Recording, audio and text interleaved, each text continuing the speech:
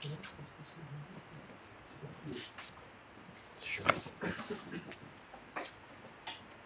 bonjour tout le monde. Je vais commencer en français, puis on passera en anglais juste après. Donc, nous sommes ici pour écouter Adélaïde Genay nous présenter ses travaux en vue d'obtenir une thèse en informatique de l'Université de Bordeaux.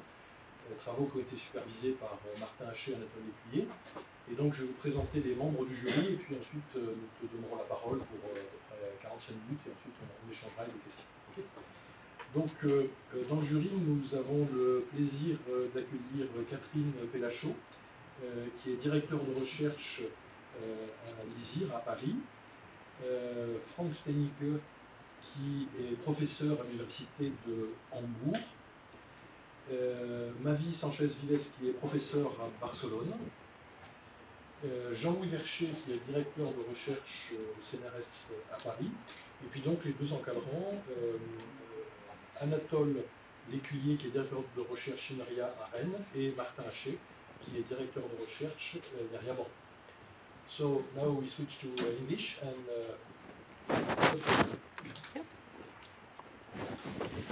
Thank you for introducing me. I'm now going to present the work I did over my thesis at INRIA under the supervision of Martin and Anatole. So you may have heard the sentence, "The body is the tomb of the soul" before. This is an idiom that comes from ancient Greece, and it refers to how our body limits what we can do and who we can be. For example, I cannot extend the length of my arms even if I really want to, and I cannot change the shape of my face without going through heavy surgery. On top of this, it seems that society further extends these physical limits into social ones, as it applies identities when we are born that are defined by our body characteristics. But what if we could remove these limits?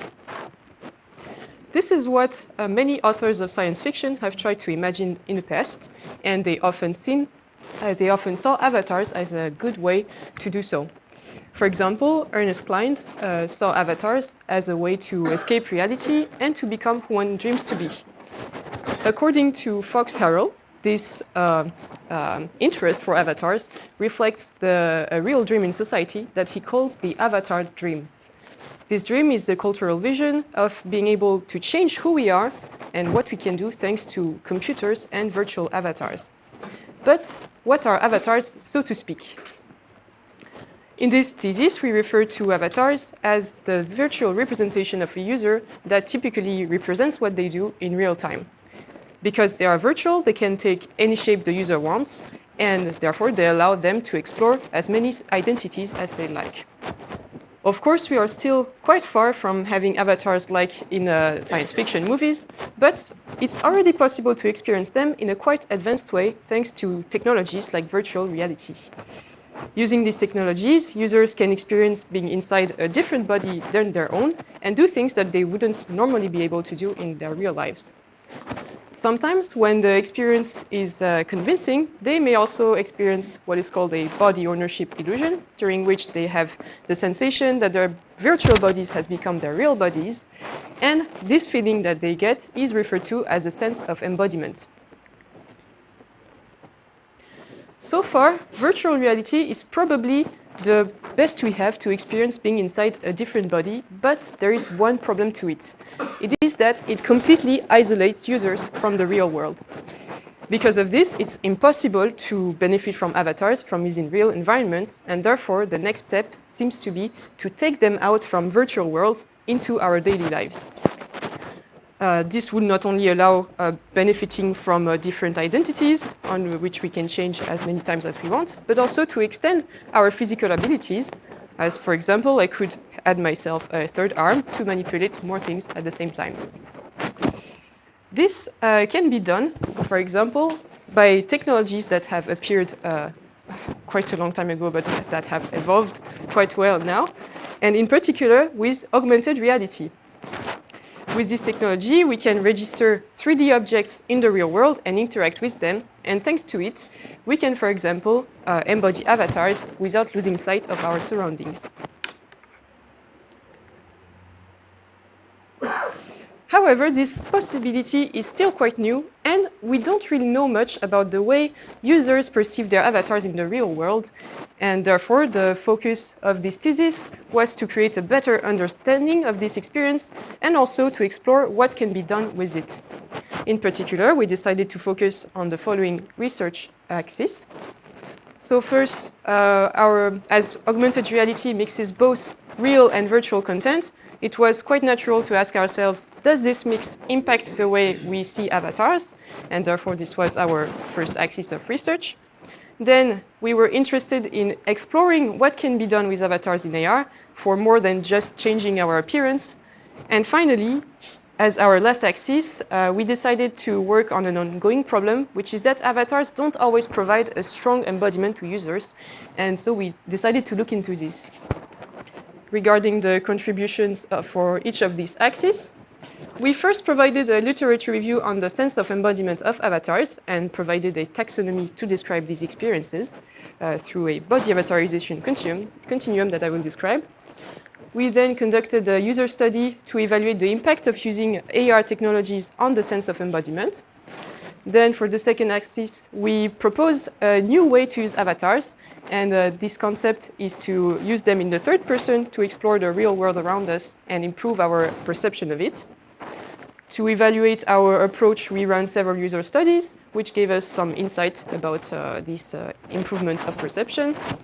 And then for the last axis, we worked as part of a collaborative project on designing new strategies to reinforce the sense of embodiment by creating mental preparation protocols and transitions.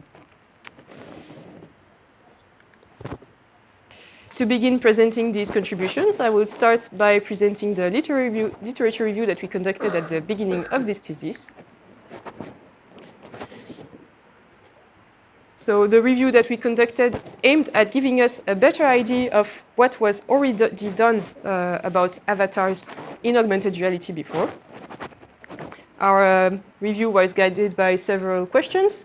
First, we wanted to know more about the applications that exist when using avatars in AR, what can be done with them today, but also the approaches and challenges that exist when we implement avatars in AR, as well as the differences that exist between the perception of avatars in AR and in VR.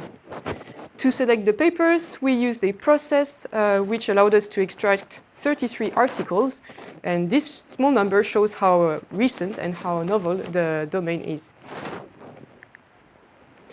While reading the articles, we noticed that the notion of avatar embodiment was really unclear as it varied a lot across papers.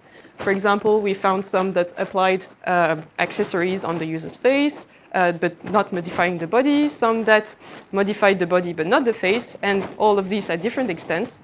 And therefore, as all of these are actually digital representations of users and can match the definition of avatars, it was still not really clear to us how we should call them, and we decided to address this ambiguity in our review.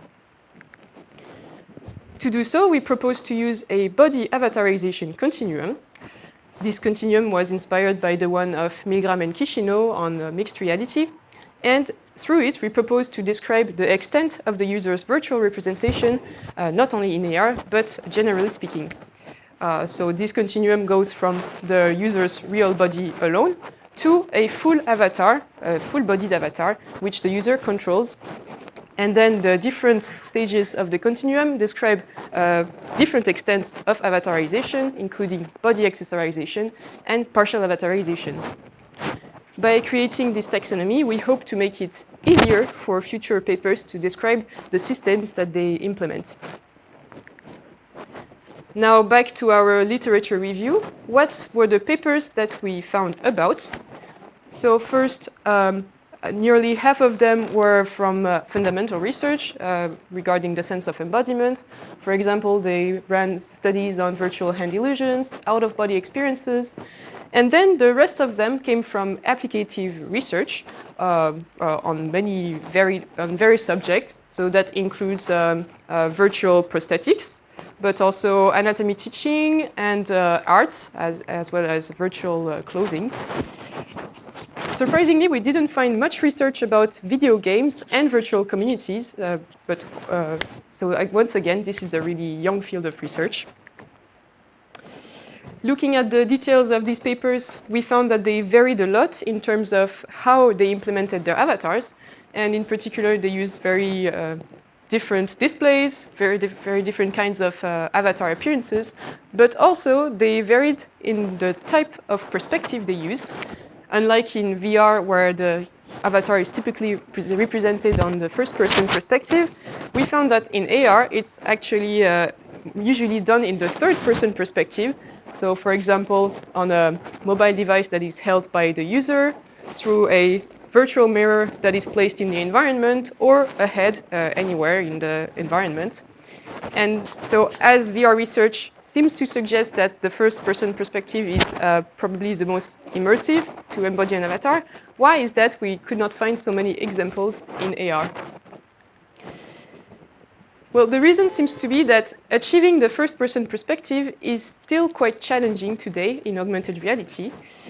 Major difficulties include the alignment in real time of the avatar on the user's body, the latency of current displays, but also their very small field of view, which don't allow seeing the full body entirely. And then we also have problems with transparency that are linked to optical see-through devices like this one, and a lot of other challenges, including lighting simulation, physicality conflicts, occlusion, and depth perception. It was not really clear to us how much, if each of these difficulties were impactful of the sense of embodiment, and so we looked for papers that studied them as factors. We did not find much information, unfortunately, about this, but we did find that transparency can actually be tolerated as long as the avatar remains more visible than the real body underneath. This is usually the case when we use optical see-through devices, but hologram visibility is still very dependent of the lighting conditions, and therefore I think it still has to be considered as a factor to take in consideration. And on top of this, transparency was found to influence other aspects of perception, like the way users perceive their avatar's weight or its spatial presence. Therefore, it might be recommended to use video see-through displays instead. But when using these kind of displays like virtual reality headsets that are equipped with external cameras, the avatar appears as visible as the real body, and Kushner and Mueller in their paper found that this equal visibility could impact and weaken the sense of embodiment. Therefore, they recommend to use computer vision techniques like in painting to erase the real body in real time. But regardless of that, other studies found that it could still be possible to induce a sense of embodiment without erasing the real body if the proper stimulation is applied. Apart from this research, we didn't find much about other factors like latency of AR displays, but we did find two studies that applied a systematic comparison between augmented reality in optical see-through, video see-through, and VR. And these two papers could not show any significant difference between their conditions, which allowed them to, well, they concluded they think that there isn't a big difference between embodiment in these different mediums. But of course, it's difficult to confirm that a difference doesn't exist. So more research will be necessary to confirm these aspects. To conclude this short overview of the literature, previous work suggests that augmented reality is already well able to create body ownership illusions, despite the many technical challenges that I mentioned. But there is still a lot to research about, including the applications that could be created, how to provide a strong sense of embodiment, and on the factors that are linked to AR that could impact the sense of embodiment. Because knowing well the impacting factors is important to provide a good user experience of avatars, we propose to continue investigating these factors in the second contribution of this thesis. So in the contribution I will present now, we decided to continue addressing these gray areas about avatar perception in AR. And we started from the fact that when we look through an AR headset, we can really easily distinguish virtual elements from real ones. So Because of this, when we display an avatar alone without anything else virtual around it in the real world, it really stands out from the rest, and it creates a contrast between itself and the rest of the world. So as we noticed this, we asked ourselves, does this contrast actually impact the sense of embodiment and the way we perceive the avatar? And we thought, would adding other virtual objects around it actually help to feel like it's integrated in the real world and therefore to accept it as our own bodies? To investigate these questions, we ran a user study which compared 3 conditions. So in the first condition, which is called virtual, users could embody virtual hands that were surrounded by virtual objects. Then we had condition real, where the virtual objects were replaced by only real ones. And lastly, we had condition mixed, where both types of objects were mixed together. During the pre-testing, we had the feeling that the presence of other virtual objects was actually helpful to accept one's avatar, and therefore our hypothesis was that the more virtual objects were present, and the stronger the sense of embodiment would be.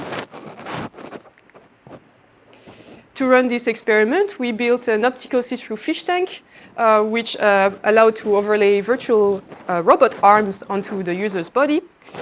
These hands were animated in real time thanks to a head tracking and a hand tracking system. And then, as you can see on these pictures, the little objects that we used to create the environment were 3D printed objects and their virtual counterparts on which we applied lighting simulation to replicate the environment's lighting in the real world. 26 participants were recruited for this experiment, and they passed the conditions in a within-subject design. Their task was to listen and apply gestures that we gave through audio instructions, and to focus on how they felt towards their virtual hands. As you can see on this video, we asked them to do things like drumming with their fingers, flipping their hands around, but also to point at specific objects randomly, so that we would force their attention on the environment so that they could ask themselves how do they feel about them. Then, after each condition, we measured the sense of embodiment through a standard questionnaire, which is Gonzalez, Franco, and Peck's 2018 questionnaire, and we collected subjective feedback at the very end of the experiment. From the sense of embodiment questionnaire, we could compute 5 scores related to the different dimensions of the sense of embodiment. And looking at these scores, it seems that all 3 conditions could create a sense of embodiment, but we did find one difference in terms of ownership, so one of the dimensions of the sense of embodiment. We found that the condition with mixed objects had a significantly stronger ownership sense than the condition real. So while seeing these results, we were a little bit surprised not to have found another significant difference between virtual and real, because they are even more contrasting. And so we looked at the subjective feedback we collected, and it seems that users did feel a difference between these conditions. So apparently, they felt like the hands were better integrated, significantly better integrated in the virtual condition compared to real, with a small effect size. And we also found some Spearman correlations, which showed that participants who felt this way also had a stronger sense of embodiment. Therefore, because given this feedback, we thought maybe there is a possibility that our experiment could not show these effects due to its small number of participants. And besides this, we collected other interesting feedback, like the fact that users usually preferred the virtual condition the most compared to the real one. But after getting these results, we tried to submit them, and we had, during the submission, we happened to have the update of the questionnaire as a sense of embodiment questionnaire to come out. It was released in 2021 by the authors. And this updated questionnaire contained 9 items less than the previous one, and was proposing a new methodology in order to compute the different dimensions of the sense of embodiment. So since these items were a subset of the questionnaire we had used before, the reviewers asked us to remake our analysis with the new methodology. So this was just to make our results forward compatible. But when using this methodology, we could no longer find the significant difference that we had found before. And because of this, what we should retain from the experiment was not really clear. However, we, of course, learned several interesting things. So first, we found important compatibility and reliability issues of the questionnaires that we had used. Because we were supposed to obtain the same results with both versions and we couldn't, this could have some implications for other previous work which had also used this questionnaire, as reanalyzing the results could have give different conclusions. Secondly, the subjective feedback we collected highlights several interesting aspects about the way the users perceive the different conditions. And this feedback overall still suggests that the content of mixed environments should be taken into account. But of course, more research will be needed to verify this, as we could not have strong evidence of the impact of AR content. In this first axis of research, we try to better understand the way avatars are perceived in AR. Now that we know more about this, our second axis was to explore uses for them, concrete use cases, and this takes me to our next contribution. In this contribution, we try to imagine how avatars would be useful in a way that could not be provided by virtual reality. And so as avatars extend what we can do in the real world, we thought, why not use them to actually do things that we could not do and to perceive the real world around us. So let me explain this with a little bit of context. So typically when I want to push a button or to grab a cup, I don't have to think about how to do it in order to perform the action. And this is because I've repeated these actions so many times during my childhood that I don't need to think about this anymore. This experience that we acquire that allows us to identify the characteristic of things and how to use them is linked to a notion that we call affordances. However, there are some situations where identifying action possibilities is not always easy. So for example, if you are a beginner climber and you are at the bottom of a boulder, you might have a hard time in knowing in advance if you will be able to reach a specific hold at the top. Typically, also, if you are standing far away from an object in the environment, it's quite hard to estimate its size, like in this video, where the windmill doesn't seem that big until someone actually gets close to it. In this contribution, we explored how to improve our perception of action possibilities within the real world. To do so, we proposed to control an avatar, which is customized with the user's morphology and body size, in order to act in remote space ahead of us. The AR system we implement allows comparing things like the size of our bodies with distant objects, but also to test actions before we go into this environment and perform them. So how did we put in place such a system? One challenge that comes early during the design of a system like that is that users have highly varying needs for action.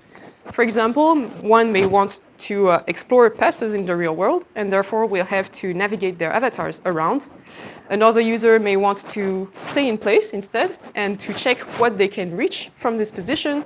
And lastly, another user may want to see how a gesture fits inside an environment and therefore needs full body animation. To accommodate for all of these needs, we implemented a system that uses three complementary techniques. These techniques are physical control, puppeteering, and body tracking that I will show to you right now. So the physical control technique uses a gamepad to control the avatar exactly like a video game character. To implement it, we used an Xbox controller and we mapped its buttons with actions like jumping or running or crouching. And its main function is to generate general movement over the real world, like following a path or going towards an exit, for example. Then we have the puppeteering technique, which allows manipulating the limbs of the avatar independently. Its main purpose is to iterate on the avatar's posture without moving the rest of the body. And for this technique, we simply used gesture detection that allows manipulating spheres at the extremities of the avatar. Finally, the body tracking technique uses a Kinect placed in front of the user to animate the avatar in real time with the user's movements. This control type is useful to check how gestures fit inside a real environment, and, for example, to test what is the best place to stand when making a presentation, like in this video. These three control modes are combined into the same system and can be switched through a virtual menu. To make the avatar representative of the user, we also used a software which is called Virtual Caliper that was made by Pujades and their colleagues. And lastly, the system that we designed is meant to be usable in as many situations as possible, but it still has several limits. First of all, regarding our body tracking mode, it has some issues in terms of quality and tracking range, but also due to the fact that the Kinect has to remain into a fixed position, and this creates portability issues. But we could imagine in the future using new egocentric tracking techniques, which put a camera on the user's head and apply pose estimation algorithms with neural networks. Other limitations include the small detection range of the HoloLens 2 regarding the space around us, and the lack of physics simulation, which we decided not to put in our system because of their instability. But we can also expect these problems to be solved with the next generation of AR technologies, as they are being developed very fast. As for future work, here are a couple of ideas we had for the second version of our prototype. First, we could think of a record feature where users could record a gesture and replay it to watch it in the third person. We could also implement contact feedback in order to see when the avatar is touching a real surface that is occluded by its own body. And of course, it would be really interesting to have a more complex calibration to make the avatar more representative of the user, for instance, regarding their strengths, their stamina, and their balance. So that was not explored before. There are many other features that we could put in place, as well as other control techniques. We only proposed 3. And through this work, we hope that we have put light on these many possibilities, and we encourage research to continue this exploration. After working on the design of this concept, we conducted several user studies in order to verify our approach of using avatars to better perceive the real world. I will now present these studies as the next part. So, before going any further with the development of such a system, we had to make sure that using avatars in such ways was actually helpful to improve our perception of the real world. For this part, our goal was therefore not to actually test the usability of the system, but to confirm that our idea was working. To answer this question, we ran a first experiment which compared 2 conditions. First, in the augmented reality condition, users could use their avatars to test actions in the environment in front of them. Then, in the reality condition, they had only their minds to project themselves and no help at all from AR devices, and they had to project themselves mentally in the space ahead. In both cases, their task was to answer our questions about whether they would be able to reach certain objects in the environment, And to implement this experiment, we used the puppeteering mode that I presented just before. And this experiment was run in a between subjects design with 18 participants. To evaluate the accuracy of the participants, we asked 2 types of questions. There was the yes or no type, like, do you think you could touch this object over there? Yes or no? And we asked them to provide a confidence rating on 10 to evaluate their confidence. And then the second type was an estimation questions type, which asked them things like, where do you think your head would arrive if you were sitting over there? And they also had to answer with a margin of error, thanks to a scale that we projected in the environment ahead. Lastly, to collect additional feedback, we also used a 7-point Likert scale, which we applied at the end of the experiment. To measure the accuracy of users, we compared their answers to a theoretical ground truth that we obtained thanks to measures that we had collected from their bodies in advance to generate their avatars. These ground truths allowed us to compute 2 scores, one for each type of question. And regarding the confidence evaluation, we simply took the average of the ratings they gave and of the margins of error. Our hypothesis was that when using the avatar, they would have a better accuracy than when they couldn't use it, but also an increased confidence. So the box plots here show the results for both types of questions in both conditions. We found that the accuracy was significantly improved when they could use their avatars with moderate and large effect sizes. We also found that users provided smaller margins of error when making their estimations, and therefore this allowed us to confirm our hypothesis in the most part.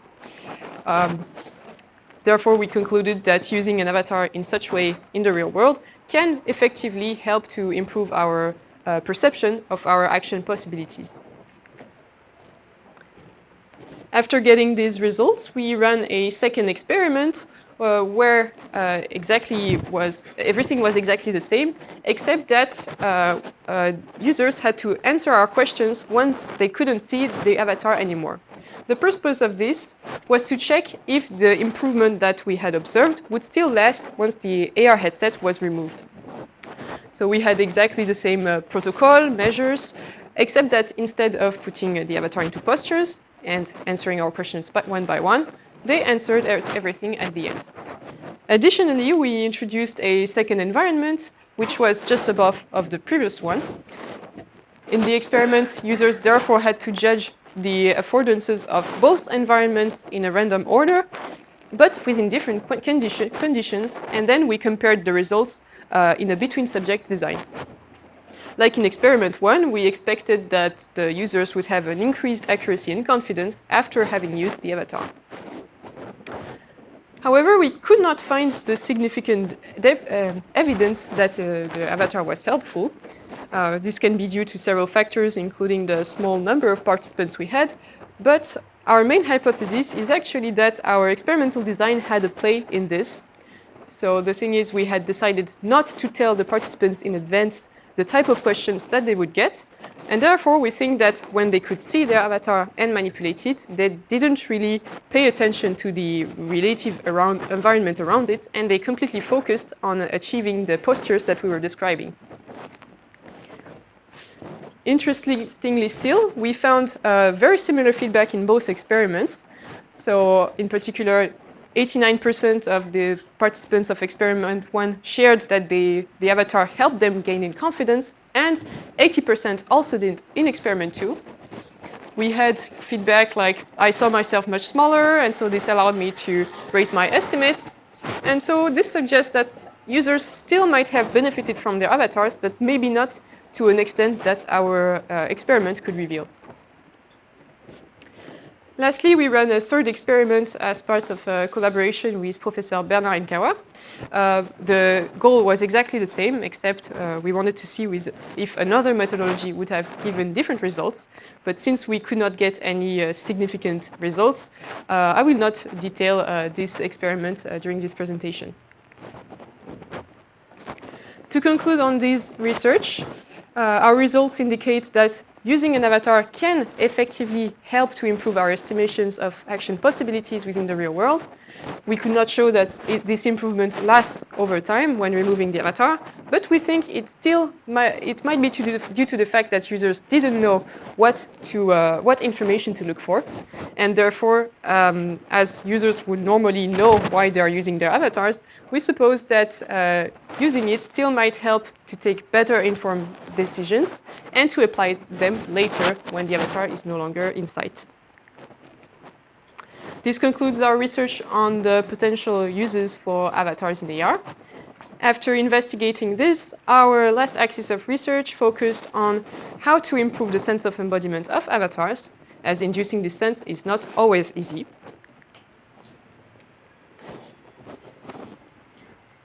So This research was made in collaboration with the CARE Lab and Professor Kiyoshi Kiyokawa over the course of a 2-month internship in Japan. Together, we worked on 2 projects, which are still work in progress, so I will only briefly detail them. In the first project, which was led by my colleague Riku Otono, we worked on avatar transitions to help making avatars more natural to embody. So basically, the idea is that in current systems, users are suddenly switched from their real bodies to their virtual avatars, and this can be a little bit abrupt when the avatar is very different, and especially in augmented reality, because we also change of graphic visuals. So our goal was to make this transition smoother, and so our first idea was to implement visual effects at the moment of this transition. We implemented several types of them, and then we conducted a user study in order to evaluate their effects on the sense of embodiment. On top of this, we were interested in knowing whether it should be the user that triggers the transition, or whether it could also be the system that would do so for the sense of embodiment to be the strongest. And our results showed that the visual effects were effectively helpful for the transition, and especially when they were triggered by the user. So that was really interesting to see. But as we only tested this with one type of avatar, we recommend for future work to test this with other types of avatars. In the second project, we were interested in further making this transition easier. Another idea we had was to try to mentally condition the user before the avatarization starts. This idea was extracted from previous work in the literature, which showed that experiencing a sense of embodiment towards an avatar could create empathy for the character that it represents. And so we found this literature review which showed that imagination exercises and role-playing could also amplify empathy. And looking at this, we thought, why not try to reverse the process around and use empathy, generating empathy to amplify the sense of embodiment instead. From this thought, we imagined a 3-step process to mentally prepare the user. First, the user is shown their virtual avatar in advance in order to break any false expectation about how it will look like. Then the user closes their eyes and tries to imagine themselves within the body of their avatars.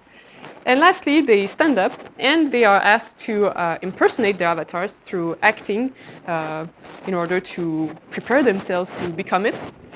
And after these steps, we finally put the user into the body of their avatars, and we hope that this will allow them to be more prepared for the embodiment. To test this protocol, we chose an avatar that represented the Hulk from the Marvel movies because we thought it was relatively easy to impersonate, as it's a very angry character. For the apparatus, this pilot study used VR instead of AR, as you can see. This was motivated by the fact that I only had 2 months to prepare this experiment, and AR is more complicated to put in place first-person embodiment experiences. And as you can see on this picture, the avatar was embodied in the first-person perspective, and they were animated in the full body thanks to tracking gear, and they also had to perform a task where they were breaking some rocks to induce a sense of agency.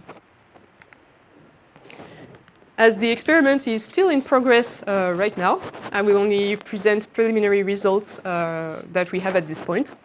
So far, we've had 13 participants, and we could not observe a significant difference in the sense of embodiment yet.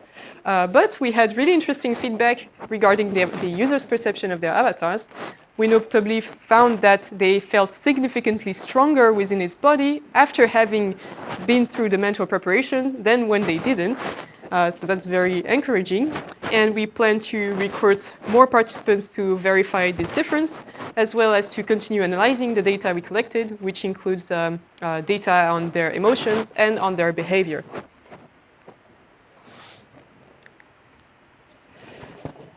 Okay, it's now time for me to conclude this presentation with some short and long-term perspectives.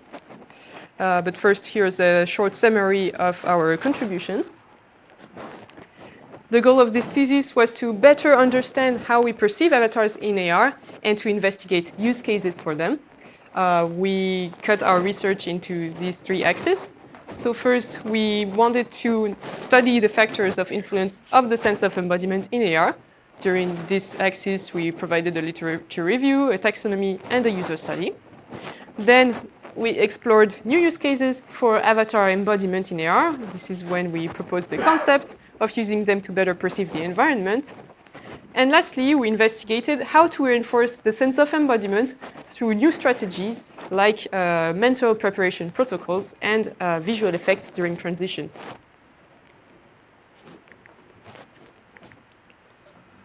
Of course, much remains to be addressed. So first of all, our literature review emphasized the fact that we don't have many papers on the first-person perspective and that more research is needed to make it easier to implement them. Therefore, I think I would recommend continuing research on this. Then, as we could not conclude that the content of augmented reality displays was impactful of the sense of embodiment, I suggest that future work also continues to work on this topic, as it could actually influence the way we design AR embodiment experiences in the future. It would, of course, also be interesting to test new control techniques, like other than the ones we implemented for our third-person avatar control in the concept I presented.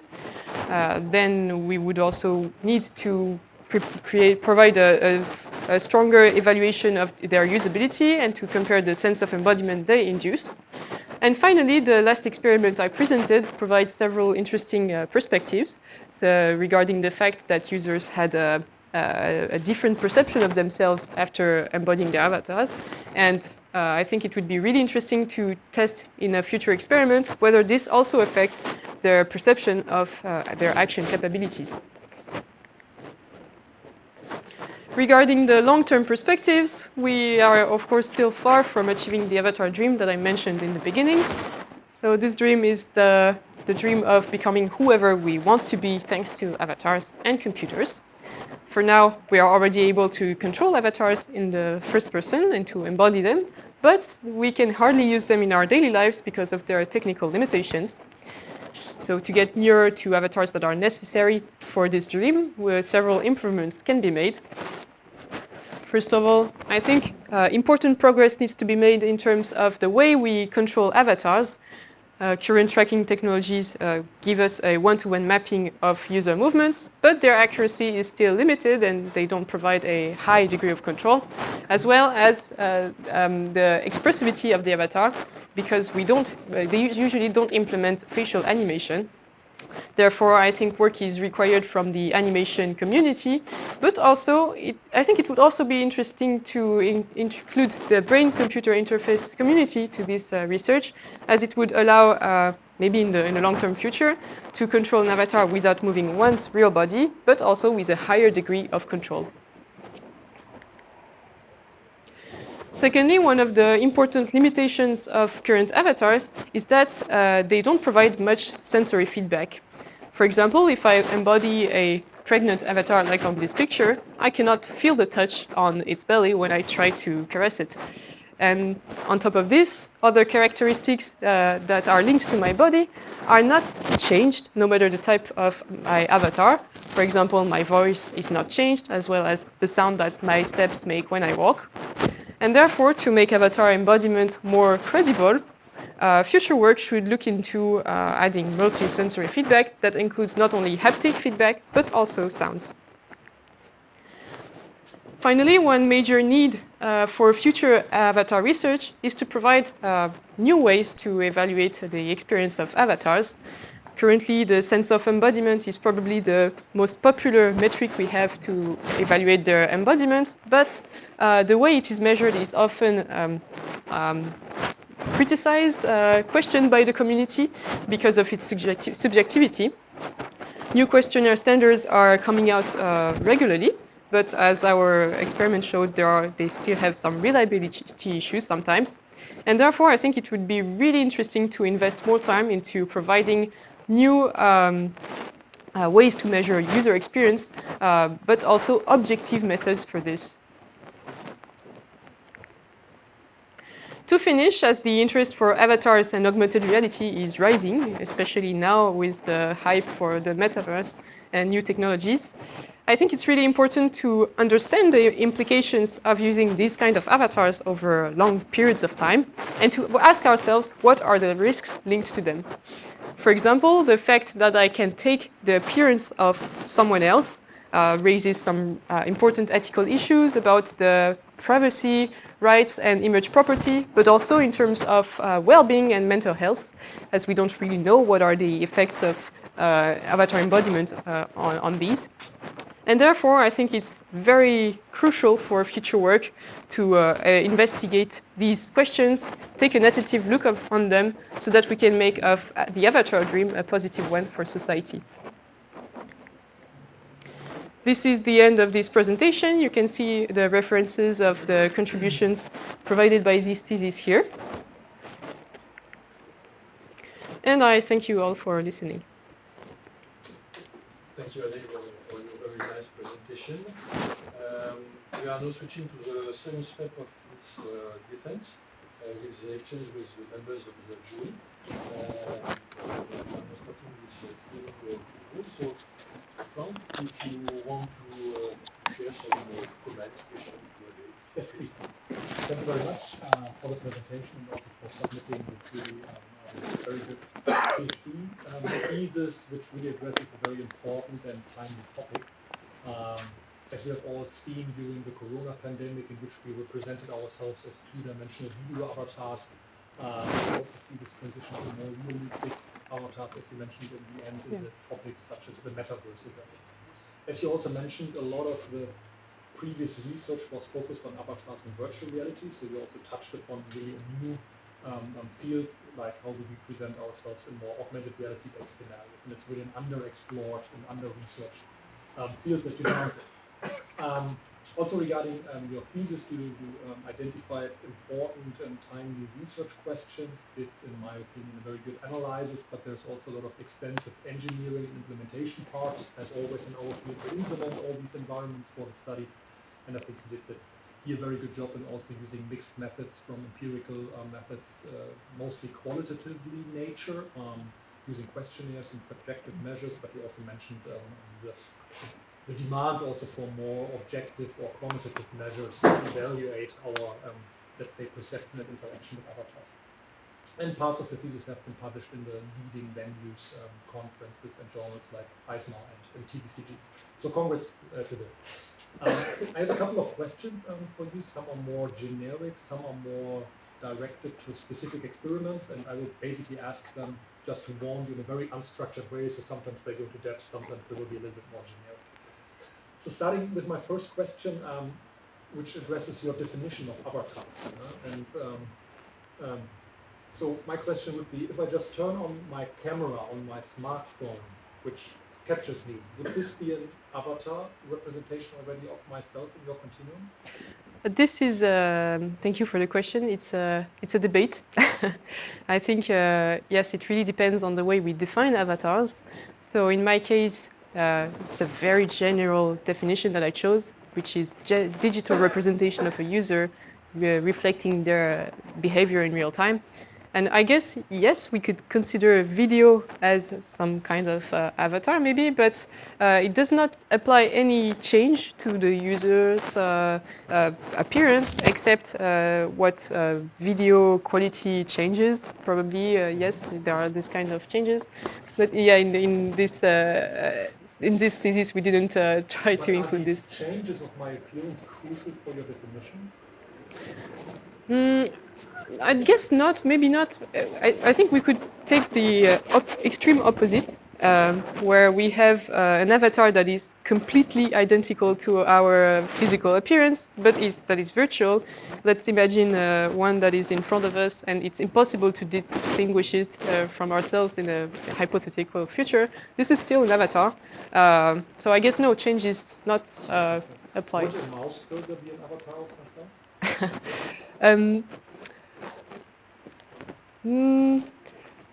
I guess I think not. I would say no, because this is more like a tool.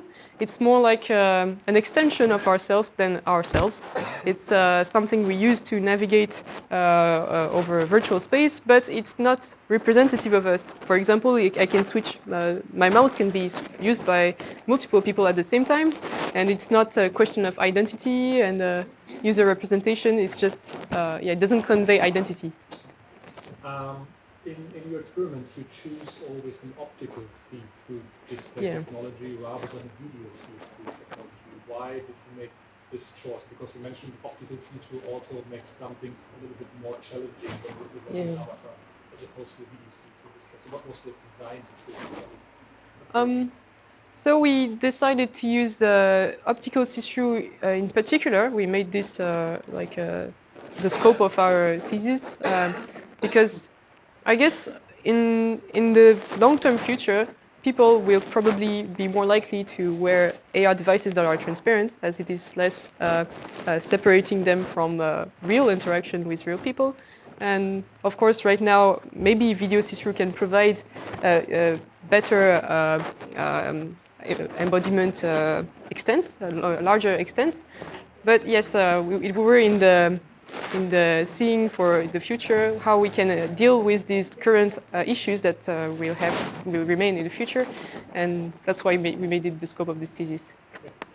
My next couple of questions will address a little bit the sense of agency, which we haven't touched too much upon. Right? So you were mostly focused on the sense of embodiment, but in particular in the video that you just see like the third-person perspective in which you're kind of controlling something which is not like necessarily directly mapped one-to-one.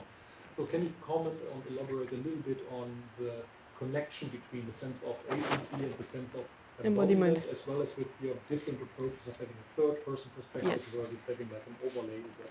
So definitely, the sense of agency is considered as by many definitions as one component of the sense of embodiment, actually.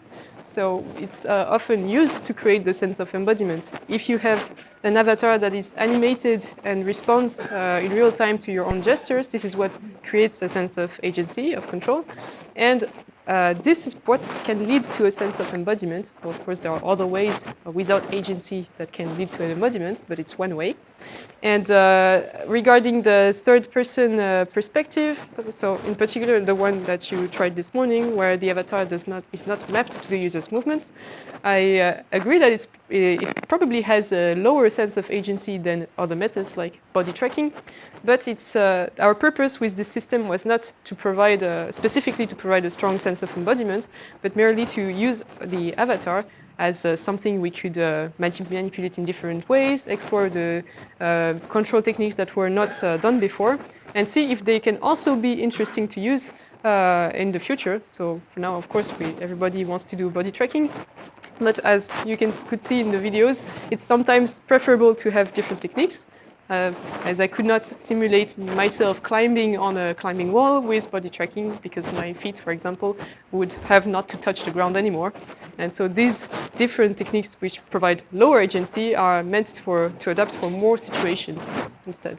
You just mentioned that the sense of, or high sense of agency could lead to a sense of embodiment. Is it also possible to have a very high sense of agency but no sense of embodiment at all? I'm not sure. I don't really know how to answer that. I'm trying to recall some studies that showed that. I remember a study that says being inside the virtual body does not mean feeling like being the virtual body. But regarding the control, I don't really know.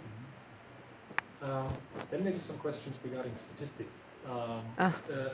The data that you analyzed in your studies were often not normalized. Yes. So a couple of the Shapiro tests basically show it's not normalized. Do you have any explanation for this? Well, it's subjective data that was collected with Likert scales, and these are typically not continuous scales. There are 5 points, and I think this explains a lot why the data is not continuous. So yeah, I guess it's linked to the nature of the data we collected. So you touched a little bit upon the need for more quantitative or objective measures, but we haven't Yeah. really mentioned any ideas of actually how to measure like the embodiment more objectively or with more quantitative approaches rather than using subjective questionnaires. So Yes. what are your thoughts about how to use quantitative measures and which ones? I think, well, we had to ask ourselves these questions when implementing our experiments. How can we measure in a more objective way the way users experience their avatars? But it was really not that easy most of the time because, well, typically one objective measure that is used in virtual reality is that we apply, for example, a threat on the avatar and we see if the user responds to this threat, and that indicates it's an indicator to their sense of embodiment. But applying this in augmented reality is not always as easy because of the mix of real and virtual content. The fact that they are not immersed in a virtual environment makes the threat also very differently perceived. We could imagine other techniques like the displacement between of the sense of localization. So it was observed many times in previous experiments that users who feel embodied in an avatar that is not collocated with their bodies would feel like they are drifting towards it, and this can be measured. For example, in our case, we didn't apply this simply because in the first experiment with the robot hands, they were co-localized. And then in the second experiment with the avatar in the third person, we didn't involve the sense of embodiment measures at all. And then lastly, in the last one, we also didn't provide such kind of objective measure, but we do record the evidence that is more objective in the sense that it's not provided by questionnaires. So I didn't mention this in the presentation because it's future work, but typically we try to observe what is called a Proteus effect. So that's an effect which makes the user behave differently than when they are usually in in themselves. And this is because their avatars represent stereotypes, and they Proteus, Proteus, yeah, I guess. Sorry.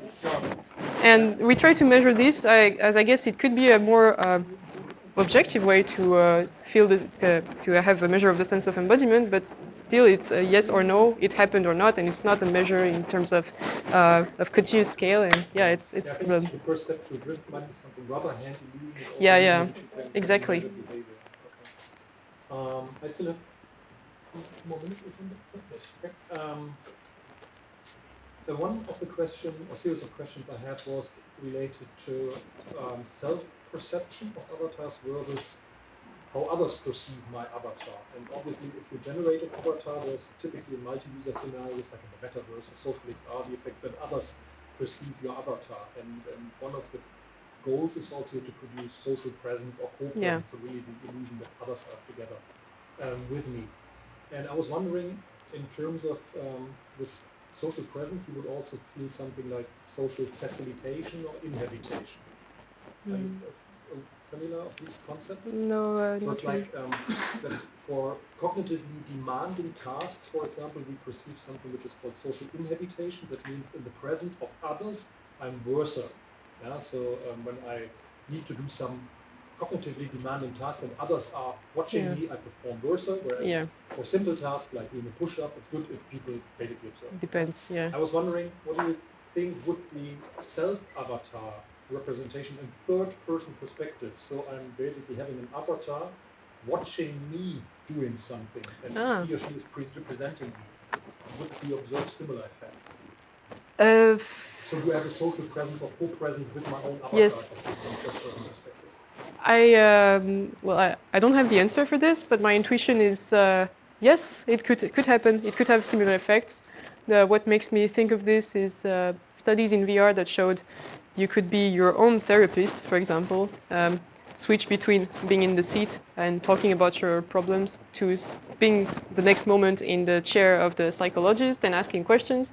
And the effects, there would be effects of this while being both at the same time. And I can imagine this transferring to augmented reality scenarios.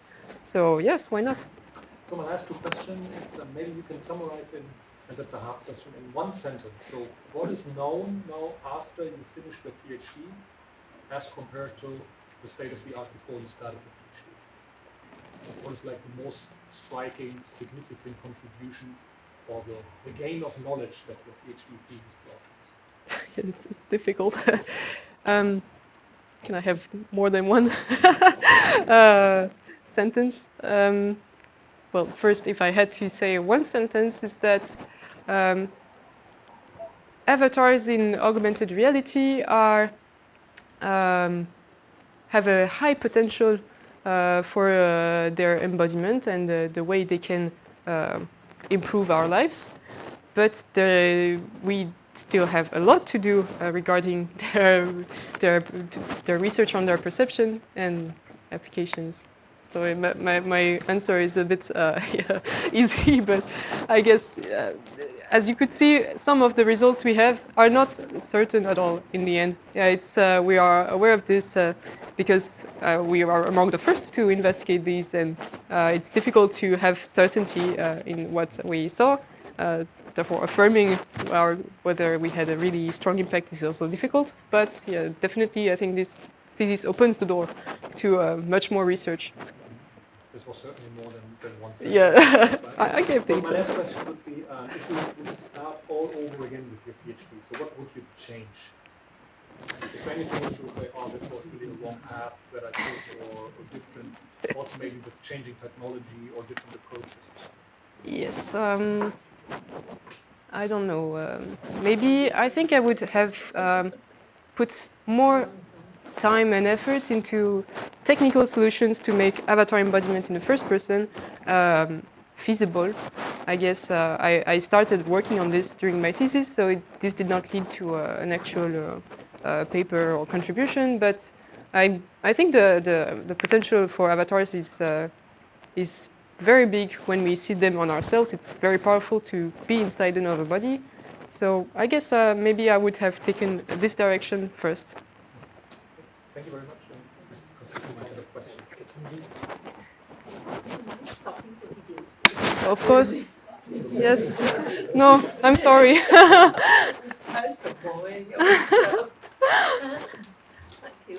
So I also want to congratulate you for the PhD. I mean, it's very pleasant to read, and it's a very difficult topic, but it's new, but at the same time, it's very challenging and exciting.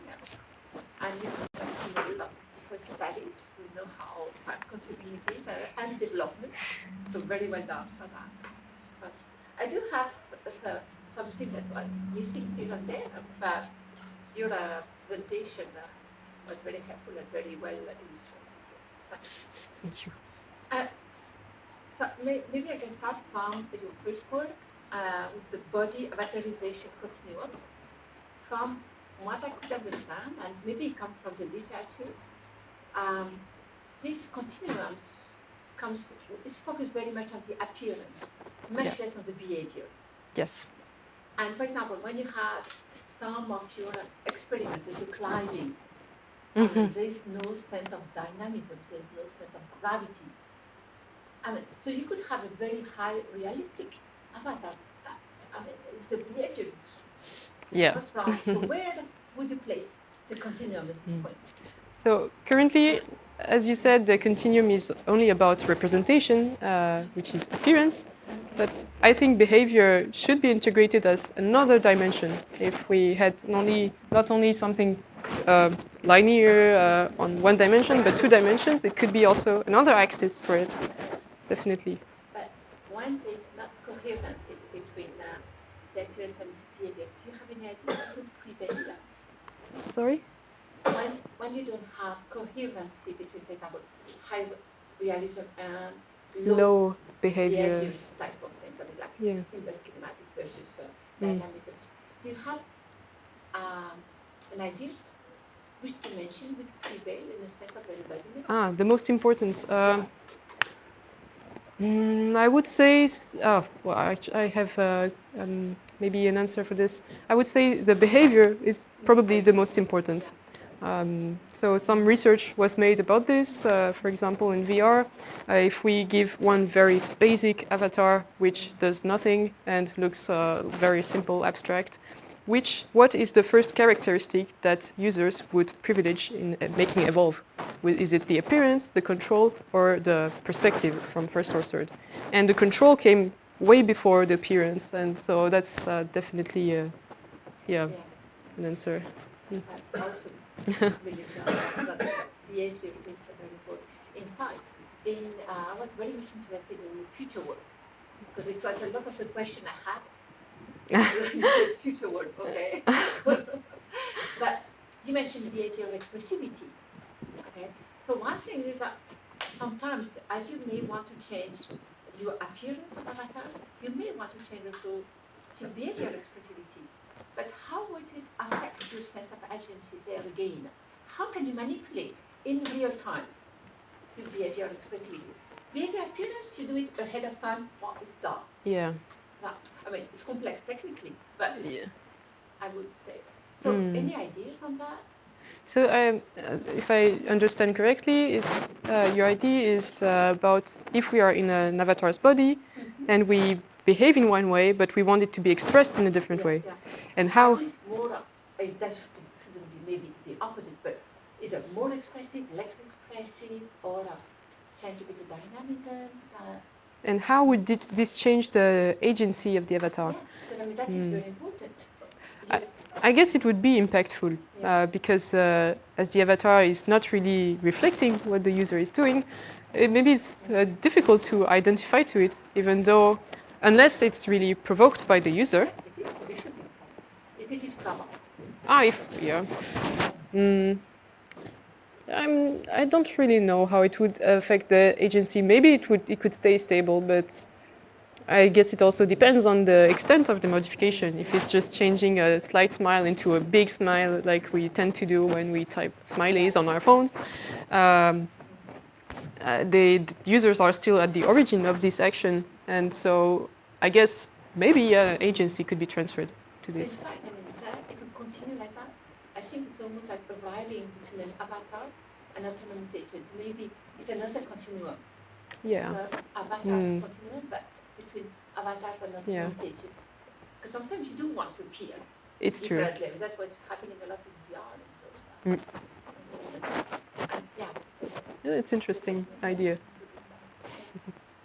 And so I was a bit messy with my notes, sorry.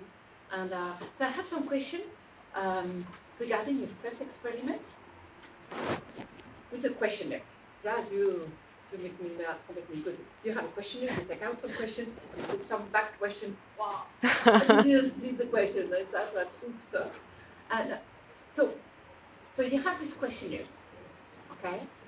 I agree. I didn't go and check the questionnaires, but it should be part of the thesis, I think. And so you took out some questions and you find another result.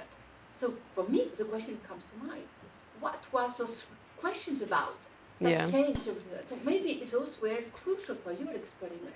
Yes. So did you check that? Yeah, of course. Yeah. So in the first, I'll give a little bit of context. In the first version of the questionnaire, each question was linked to one dimension.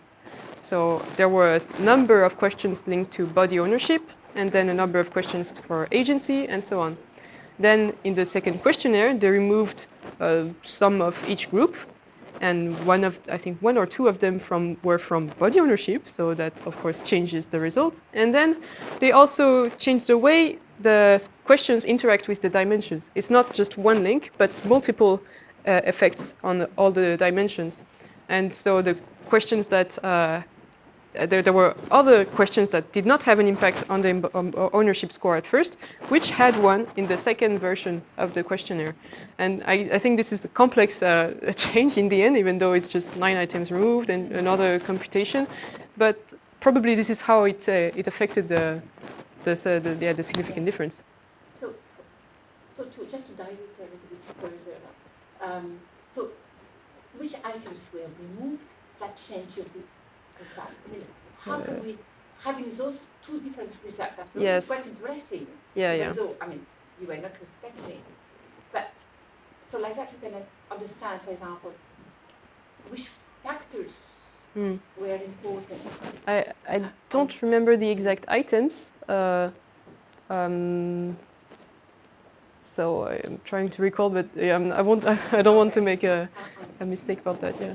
Yeah, because that, I think it's quite interesting to somehow. I mean, sometimes it's not really pleasant, but I mean, still, it can be helpful to understand it. Sure. Yeah. It's definitely something maybe I should have pointed in the manuscript. Yeah. And because in the manuscript, in these embodiment questionnaires, you talked about tactile sensation, and you have an advisor, which is extremely good on that. And I was wondering, I mean, as for example, you have all those studies, applications where you do touch. And do you think if you add tactile feedback, that would help? Oh yes. Yeah. Yes, of course. Because I mean, even if the cloud is full, you can't cloud is there. Yeah. But providing tactile. Yes. So definitely it would be super useful, I think. In the very first experiment, we didn't introduce this because we didn't have the equipment for and everything. And but the fact that we can touch things is making them more real, in my opinion. And the future work should include it, of course. And for example, it's in the first experiment where you have the two hands. Yes. Like that. And the people prefer that when it's either all the objects are either different or yeah, there was another group, yes, like that. Yeah. So, do you think that having tactile feedback would change? I think it could impact the results. Yes, I think it could change the way they perceive the objects, and so we didn't put any manipulation of objects in the experiment. But if they had, it would be a completely different experiment, I guess, with other results. Yes. I was a bit puzzled when you showed the result that the people didn't like the mixed condition. Because after all, it's mixed reality. Yeah. It's a mixture of virtual and real. Do you have a sense for that? I mean, for me, only the coherency was it the only thing?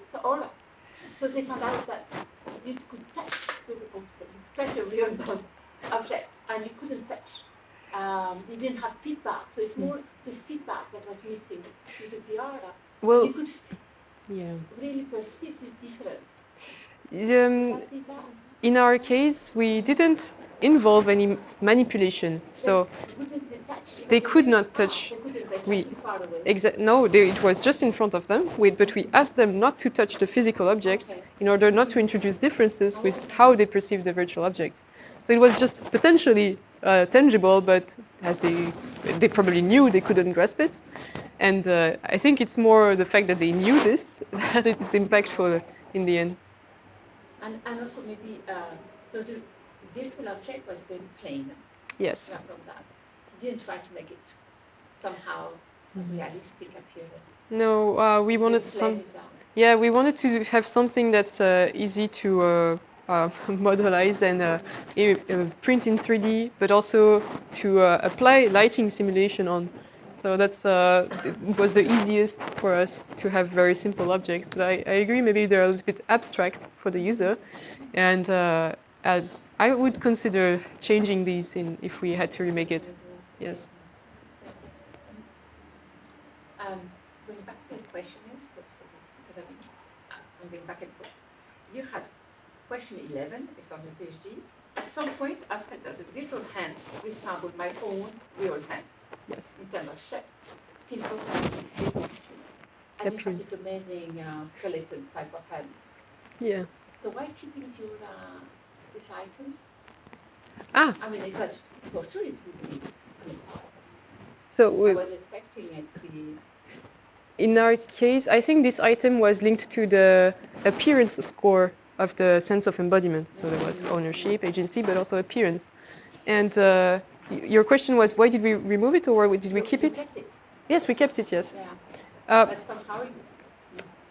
Yeah. You knew the result now?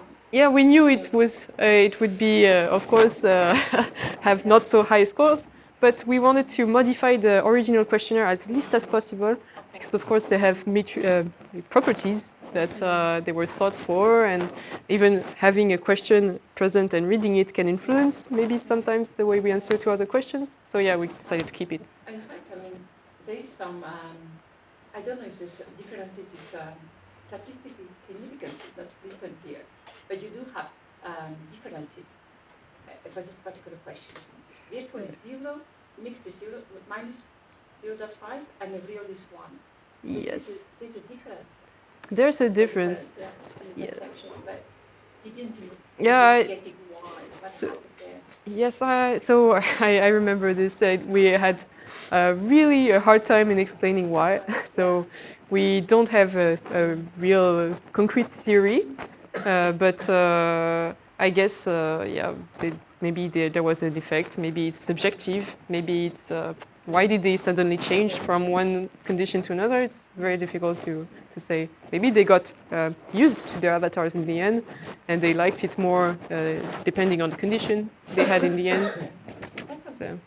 I mean, it's fine. It's important. Yeah. A lot of your condition is within. Yes. And so that means that participants went through the different conditions. But did you mention if the conditions were presented in random orders? Yes. Yeah. There was no effect of the order. It was presented in a random order. Yeah, we couldn't counterbalance There the. was no effect of the order? I don't think we measured the effect of the order. That's something important. Yes, but yes, it's possible there was an effect. Yeah. Yeah, that's what you need. Yeah.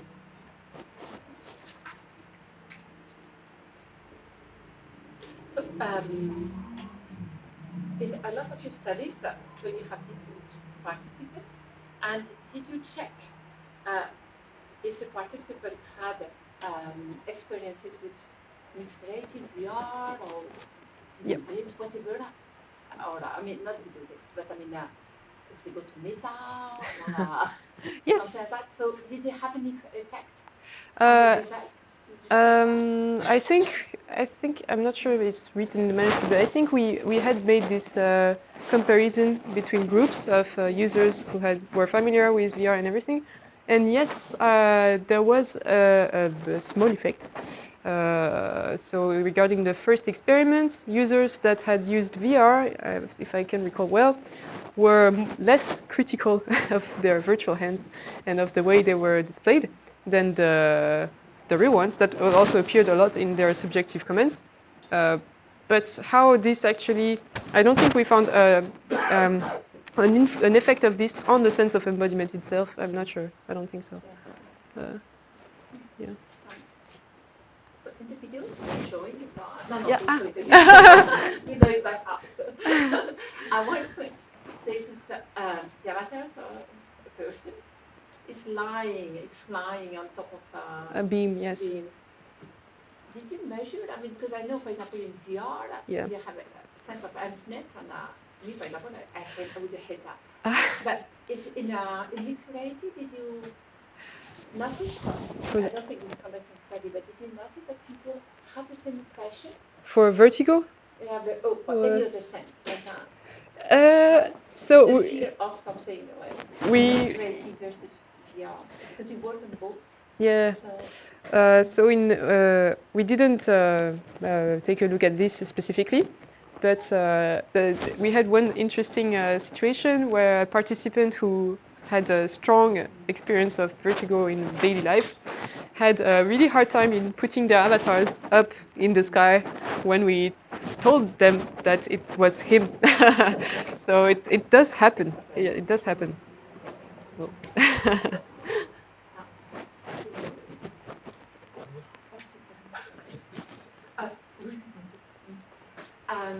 So you have 3 controls condition. Do you have any feedback of the ease of use of those brief presentation, introduce it? Yeah, so in the experiments I presented, we only used one control type, which was puppeteering. Users could only test this one, and the feedback we had was that, well, it's quite, it depends on people, of course, but it's quite easy to accomplish the posture, but it takes time.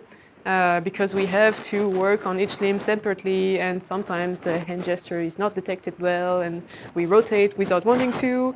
So there are lots of small things that are impactful, but in the end, we had globally positive feedback regarding it, and but yeah, as we didn't want to measure usability for this experiment, we didn't really dive into this. Thanks a lot. Very nice. Thank you. Thank you, Catherine. Marie, please. Okay, so I want to congratulate you also for the excellent work, also to congratulate your thesis supervisors. The work is, I think, is very valuable. I have worked a lot in embodiment, in immersive virtual reality, and I see how important and how novel it is to do this in augmented reality that, as you explained, is, of course, it's going to be used in daily life more because it's compatible with navigation and so on.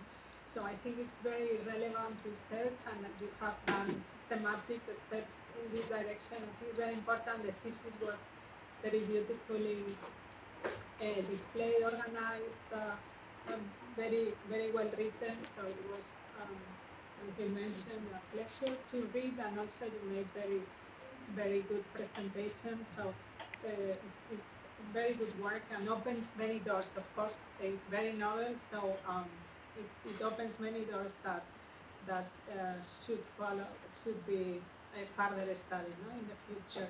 So I would like to make some, of course, the literature reviews are very interesting, also the conceptual, and of course the combination of technological developments and experimental design and so on.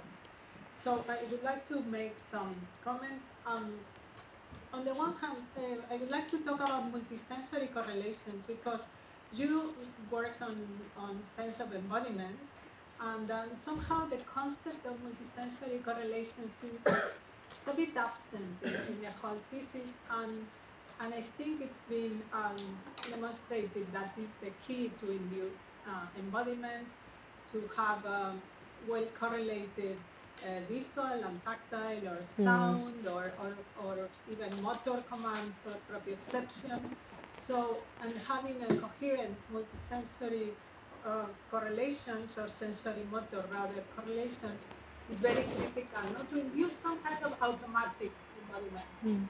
And the fact that this is not really at the core of your view, and in fact some kind of very relevant references in that sense, I think they are not included, like work from Olaf Blanke's work, or lab, or Henry Kersten is mentioned.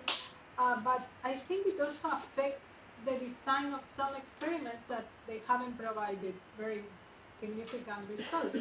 And I would mention, for example, the one of which, I mean, I think it makes sense, right? In augmented reality, your experiment where you want to compare what is, I mean, virtual versus real objects, and what can be the impact. And I understand how one can ask this question, but on the other hand, departing from an idea of the relevance of multisensory correlations, somehow this question is less important, because what matters there more is that the person is feeling embodiment of those robotic hands, because they are moving with their real hands, and they have proper visuomotor correlations.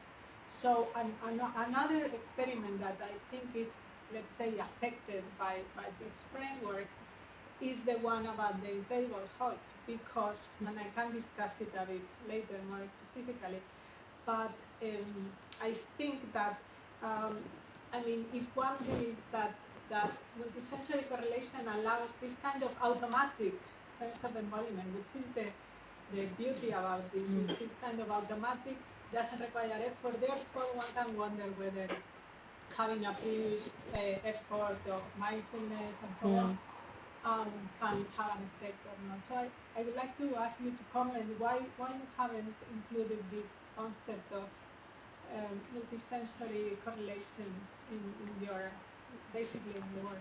So I guess I started from when we were designing our experiments. Of course, we thought about how to induce a sense of embodiment to avatars, and we based ourselves on previous work that was done mostly in VR.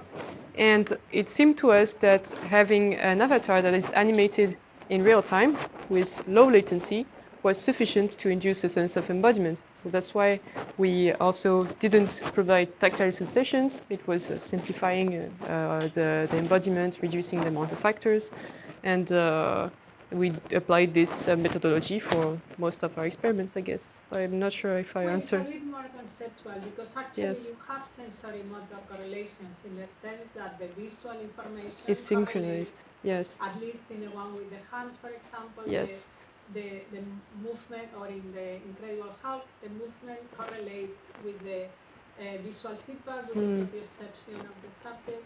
So therefore, I think it's there, but also meaning the conceptual design of an understanding of the whole process and the whole sense of embodiment. Somehow, I find it absent from this thesis, this kind of core mechanism behind.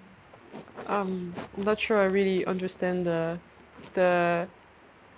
what you call actually multisensory coherence. For us, it is present as you said, as we provide synchronous feedback of users on how the avatar behave with what they do themselves.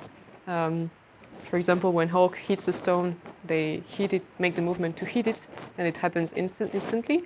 But I guess your point is we should have maybe talked more about this effect. Well, I think, I think somehow the concept of course you are using it. This is why you are using it, but somehow you are not taking it as the core mechanism for embodiment, and then you look at other effects, Yes, which are yeah. interesting, like, okay, how is the Yeah. effect of the surroundings? Yes.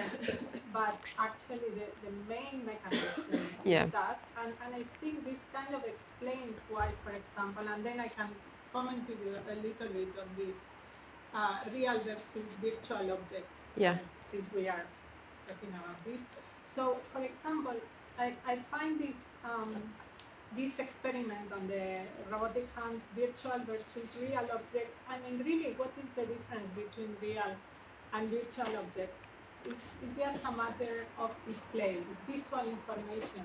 Yeah. Because there is nothing essentially different about real and virtual. So, in a way, it's to what extent the consistency Yes. of the surroundings. Yeah, that's what we wanted to. Sorry, I don't want to interrupt you. It's. I think I guess what you mean is we took for granted the fact that our avatars would induce a sense of embodiment with the implementations we made, and it's true because, as you say, what we wanted to study is not the effect of this multisensory coherence, but other factors, and in this case, it was about the contrast between reality and virtuality. And we created this experiment from testing things ourselves. And I agree, it's a little bit difficult maybe to imagine that there could be a difference without having it in front of oneself.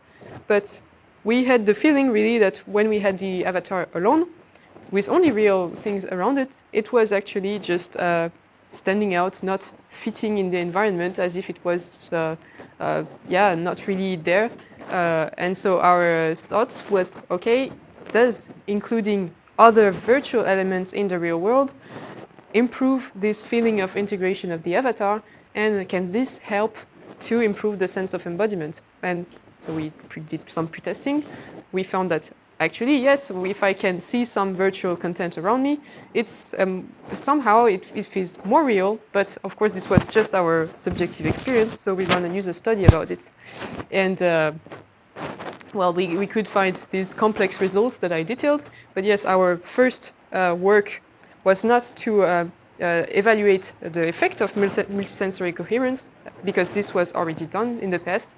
So I mentioned some studies about virtual hand illusions that replicated what was done in VR by applying a stimulus synchronously or asynchronously and seeing what happens regarding the sense of embodiment.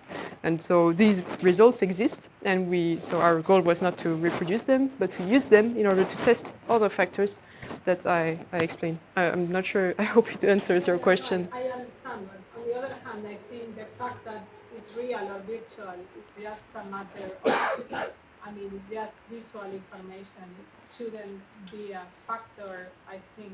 And in fact, you basically don't get any significant differences at the end after the second analysis, and I understand the fact. But at the end, I think it's because the very dominant factor is that you have a good enough or a high sense of embodiment, because you have the appropriate sensory correlations, and how consistent or not the rest of the world is displayed is not so relevant, in fact, for the sense of embodiment. So I agree with this. I think I discussed it a little bit in the discussion part of the manuscript, saying that, okay, in this experiment we saw that we tried to find a significant difference, but in the end the results are not so clear. So one alternative interpretation is that effectively the sense of embodiment might not have been different, because there are predominant factors that could induce it in similar ways that are, and so the differences that we were trying to assess are maybe too subtle to impact this ownership. And so I agree, I completely agree that it's a possibility. Very contingent on the kind of display that you're doing. So I would like to mention about the third person perspective and so on. So somehow I find sometimes a bit mixed the sense of embodiment and the sense of location.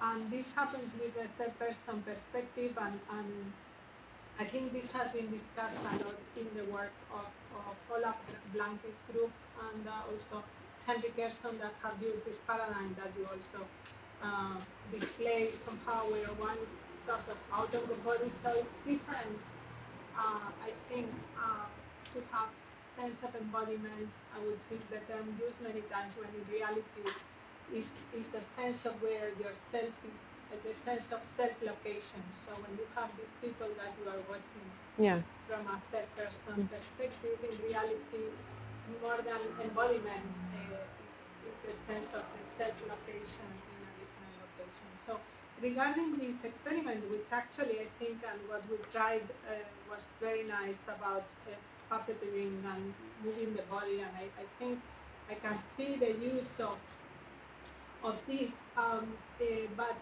there are a couple of comments that I would like to ask.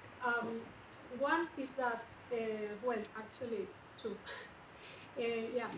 One of them is you are looking for some kind of embodied cognition and so on, no? Because the person is controlling an avatar which is a size as themselves, and the proportions are right, and somehow you are trying to see whether this facilitates the perception and estimation of distances and so on.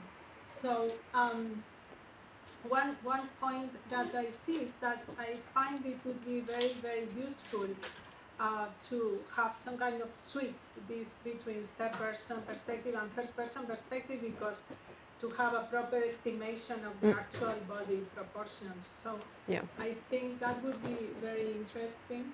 Also, I was wondering, while you were showing all these videos and so on, I mean, do you think it would be much difference if instead of a real shape of a body, you just have sticks? I mean, because you are using it actually as a metric, no? Yeah.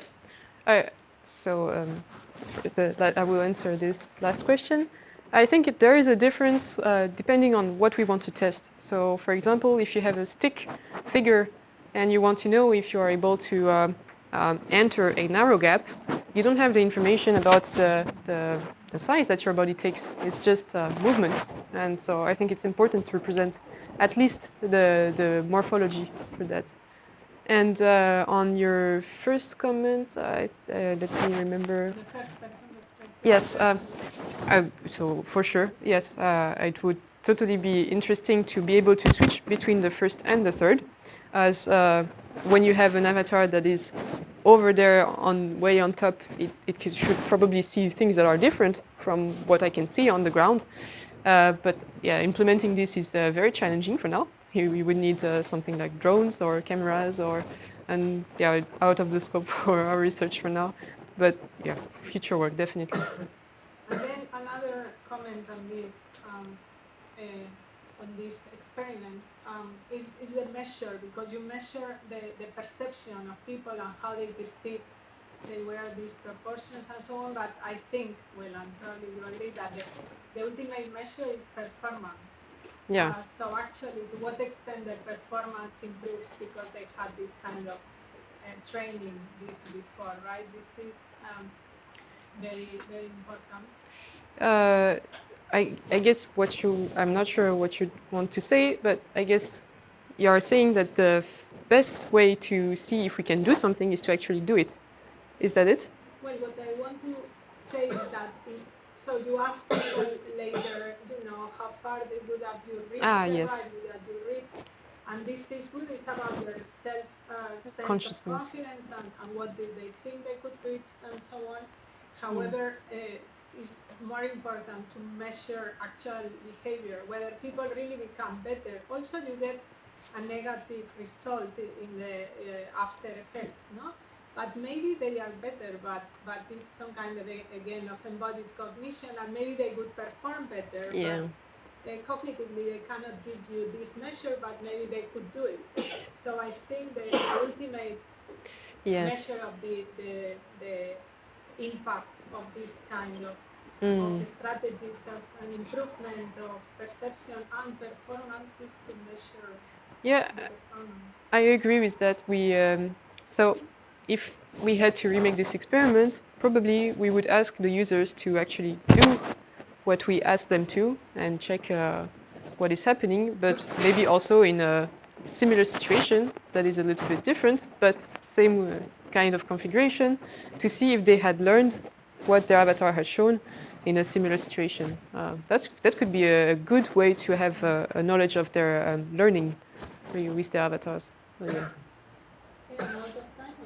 That's a short one, please. Just very short one. Just very short one about the incredible hope.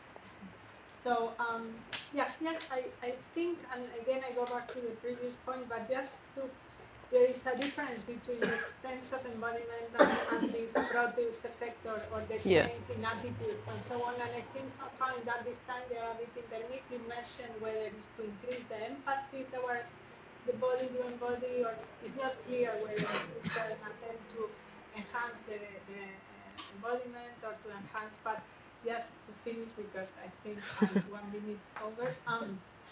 No, just to say that I think if really the embodiment is based mostly on proper multisensory or sensory-motor correlations, the other effect somehow it defeats a bit the purpose, because the nice thing about this automatic embodiment is that it's flexible with the type of body, it's flexible.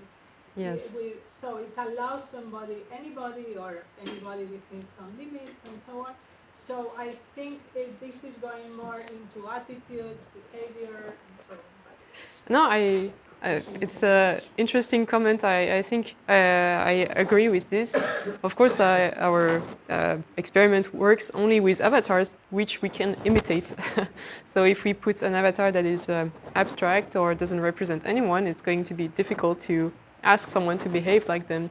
And so that's why also it's a limitation. But what we wanted to say when saying that we compare this to Proteus effects that you mentioned is we had this idea that when we embody an avatar and we have a strong sense of embodiment, yes, the Proteus effect can happen and it's different from the sense of embodiment, and it makes us do things that we wouldn't normally do. So our thought was, what not reverse this and try to do things that users wouldn't normally do, to see what happens. So maybe nothing happens, we don't really know. But the idea is to create conditioning and maybe help users prepare themselves to have an embodiment, and that's more the concept than actually reversing the Proteus effect. It's not correct to say so. We don't reverse the Proteus effect. We actually ask them to condition themselves to do so, and that's what we want to say when doing this experiment. Yes. So I'm not maybe I answered. Yeah. Thank you, Marie. Mm. Okay. Thank you, Mr. President. And thank you for inviting me for this conference. I really enjoyed reading your manuscript. Very, very pleasant, very rich. I'm not from the field, as you may know. I'm from the field of human behavior. Virtual reality and augmented reality are for me tools in human behavior. So I really learned a bunch of interesting things in your manuscript. I only have one criticism concerning the manuscript, is the tremendous use you make of acronym. Yes. Oh, I agree. Most of them are not standard. They may be standard in your field, but for people from outside, it's very difficult to follow you. This could have been easily corrected just by adding a table of factors. Yeah. So just to find something to say about it. Most of the questions I had were already asked, but I will give you an opportunity to go deeper into some points. The first point is the choose you've made, the way to evaluate embodiment and so on. Use questionnaires, which are subjective, qualitative measurements of opinion of individuals.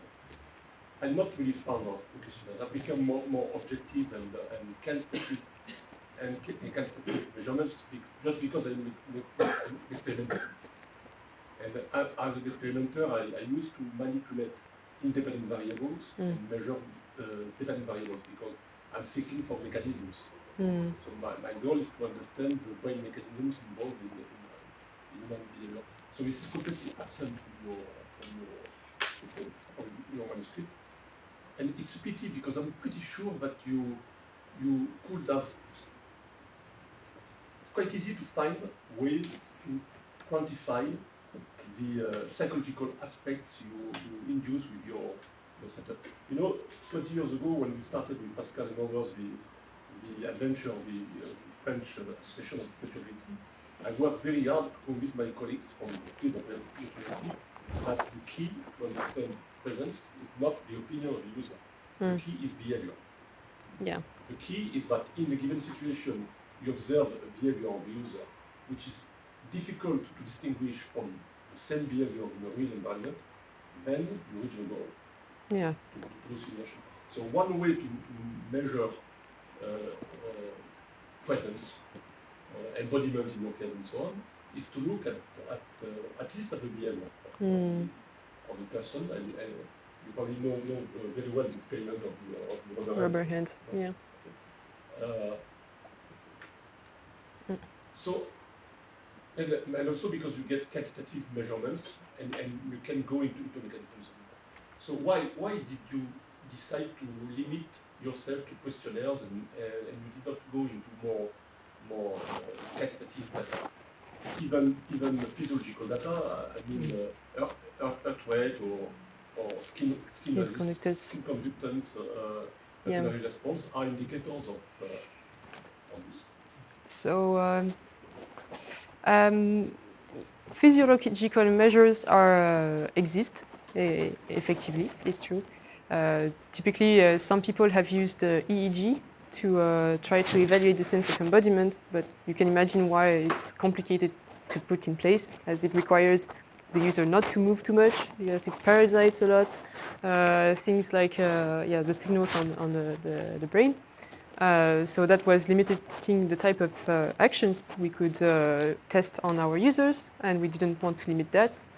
Then for the skin conductance response, that's something that's typically used, it's true, in VR studies. And so you probably know the concept is you have to observe a response in the skin conductance response in order to see if there's a reaction to a specific stimulus. But So in our case, we did not include that. Yes, it's true. It's a limitation that we account for. It's true. We only used questionnaires because it was, I think it was really the easiest to put in place when we have to make users make big gestures and like in our last experiment with the Hulk and punch objects strongly, pretend to be actually the Hulk is complicated to put wires and everything. And so we relied on different things, like so for the Hulk, behavioral signs that the avatar has impacted the user, like do they actually walk differently, even though we didn't ask them to do that? Do they punch stronger? And it's something I didn't have time to detail.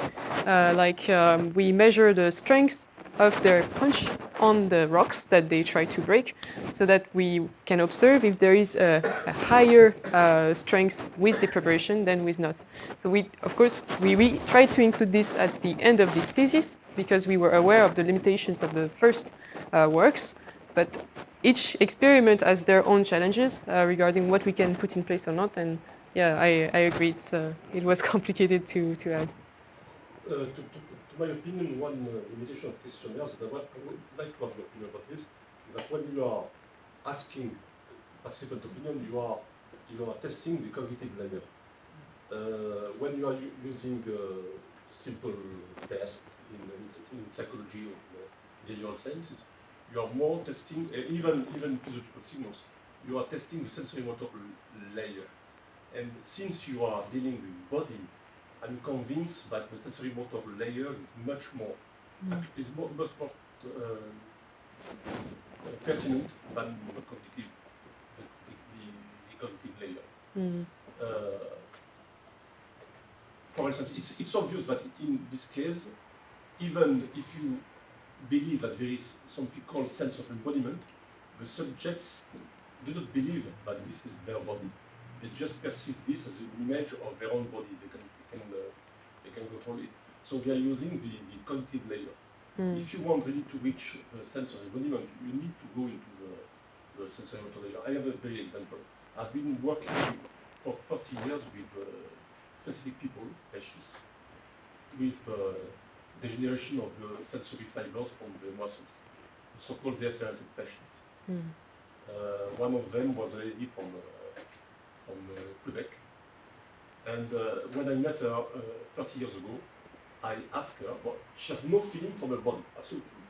Oh. She can move, she can grasp the bottle and so on, she can talk, and she's completely deafferented up to the nose level. Okay. And I asked her, how do you manage with your body if you don't receive information from the body? And she said, Jean-Louis, I have no body. I don't have a body. I feel myself as the head floating in the air. I said, okay, so how can you grasp a glass of wine or a cup of coffee and drink it? And she said, well, I see that there is a method somewhere, and I discovered that thinking about it, I can control the method. So her body was not her body anymore. It was just a method. She was in a situation very close to your situation. I'm controlling a method, but this is not my body, because I don't receive sensory information, proprioceptive information from my body. Proprioception is a very mysterious sense because you're not conscious of the sense. It's very different from touch. From touch, that you can stimulate with haptic devices, and so you are very familiar with this type of device. Proprioception is very difficult to stimulate. And the sense that you believe that this is your body is intrinsically linked to the fact that you receive this information from the body. So if you want to go deeper into this sense of embodiment, you need to interrogate and to understand if there is an appropriation of this avatar, if saying that this avatar can induce on my brain sensation very similar to perception coming to your phone. For instance, one way to test this is for neural neurons. You know, if I'm looking at somebody doing an action, this activates in my brain some zones which are the same as if I was doing my action. So if you can demonstrate that when I see an avatar move, when I control an avatar with your pad, so I'm not moving myself. I'm just pushing on all buttons. I see the avatar move, and this activates on my brain the same zones as if I were moving myself from my body. This will be an objective proof of sense Of embodiment, yeah. In this, you cannot access this with questionnaire. You need to go. So I'm not. It's a super interesting point, but I'm not convinced that seeing the reflect of mirror neurons means that you experience the other body as your own body. I'm not sure it would be true. I think it connects to other questions on the agency. As if you see something that is behaving but differently than you are, can it still provide a sense of agency? So that's one big question. Then for the idea of collecting behavioral and neurological evidence, that's completely a work that needs to be done, I guess. It was studied in VR a lot. There is research on that, but yeah. So our study was not focused on continuing this research. We did not apply these either, as we followed other types of methods that were in the literature, which most of the time actually don't provide any objective feedback of the user experience. It's actually the way it is done usually. So of course there are some that try to provide behavioral to measure behavioral response, like to a threat, like in the rubber hand illusion, you stab the hand, you see what happens, and this can be seen with the skin conductance response, but it's not adapted to every type of condition. For example, if we had to introduce this with our first experiment and stab the user each time, knowing that they went through a within subject's condition, it's the effect would probably also have been changed very, very much in the last condition, and so that means we would have to go through a between subjects design instead. And observing something as subjective as a sense of embodiment between subjects is also another issue, which is very complicated, as not everybody responds the same way to questionnaires. And again, that's one major problem, I think, for the community. So we don't really have one methodology that is recommended to measure the sense of embodiment. There are guidelines that are lacking, and so we just did as the current most used standard that appeared in the literature. We applied this methodology, and we decided to do as our intuition told us, and use these questionnaires. I agree, but still convinced that it's just a matter of designing the appropriate scenario to demonstrate this. So, for instance, I really enjoyed reading your experiment with the affordances, experiment. But here again, something is missing. What is an affordance? From Gibson perspective, an affordance is a ratio between the property of the environment and the property of my body. For instance, I decide that I can climb a staircase based on a ratio between the height of the steps and the length of my leg. So using virtual reality, you can manipulate all these variables. We can change, as you did, the position of the pieces on the wall, but you can also change the properties of the body. You can use an avatar with different metrics, and you can ask the subject. The question is a simple forced choice. Yeah. I can do it, I can't do it. You manipulate the variables, either on the wall or either the body, and you ask, I can do it, I can't do it, and you build the psychometric functions. And you look if changing the properties of the avatar, you can change the psychometric function for the. So if this is true, that means that the properties of the avatar have an influence on the affordance. Not very difficult to do. Much better than just asking. So I understand the point, but I think this is a different experiment.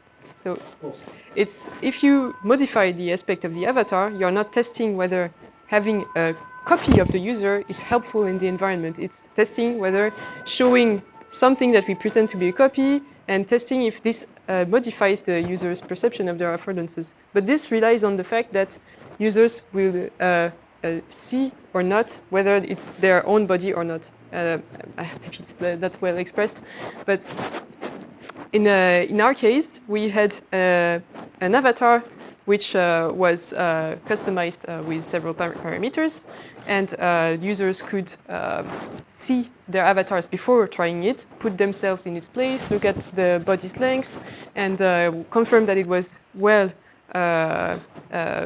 matching their own bodies. And because of this, this allowed us to check, to ensure that they believed it was well representative of their abilities. And what we observed, that is maybe, I'm not sure I mentioned in the manuscript, is that some still did not believe that the avatar was their own body because of perception issues. When putting it far away, it seems larger than actually when it was close. And these people sometimes did not rely on their avatars, and that's even though they knew it was the same.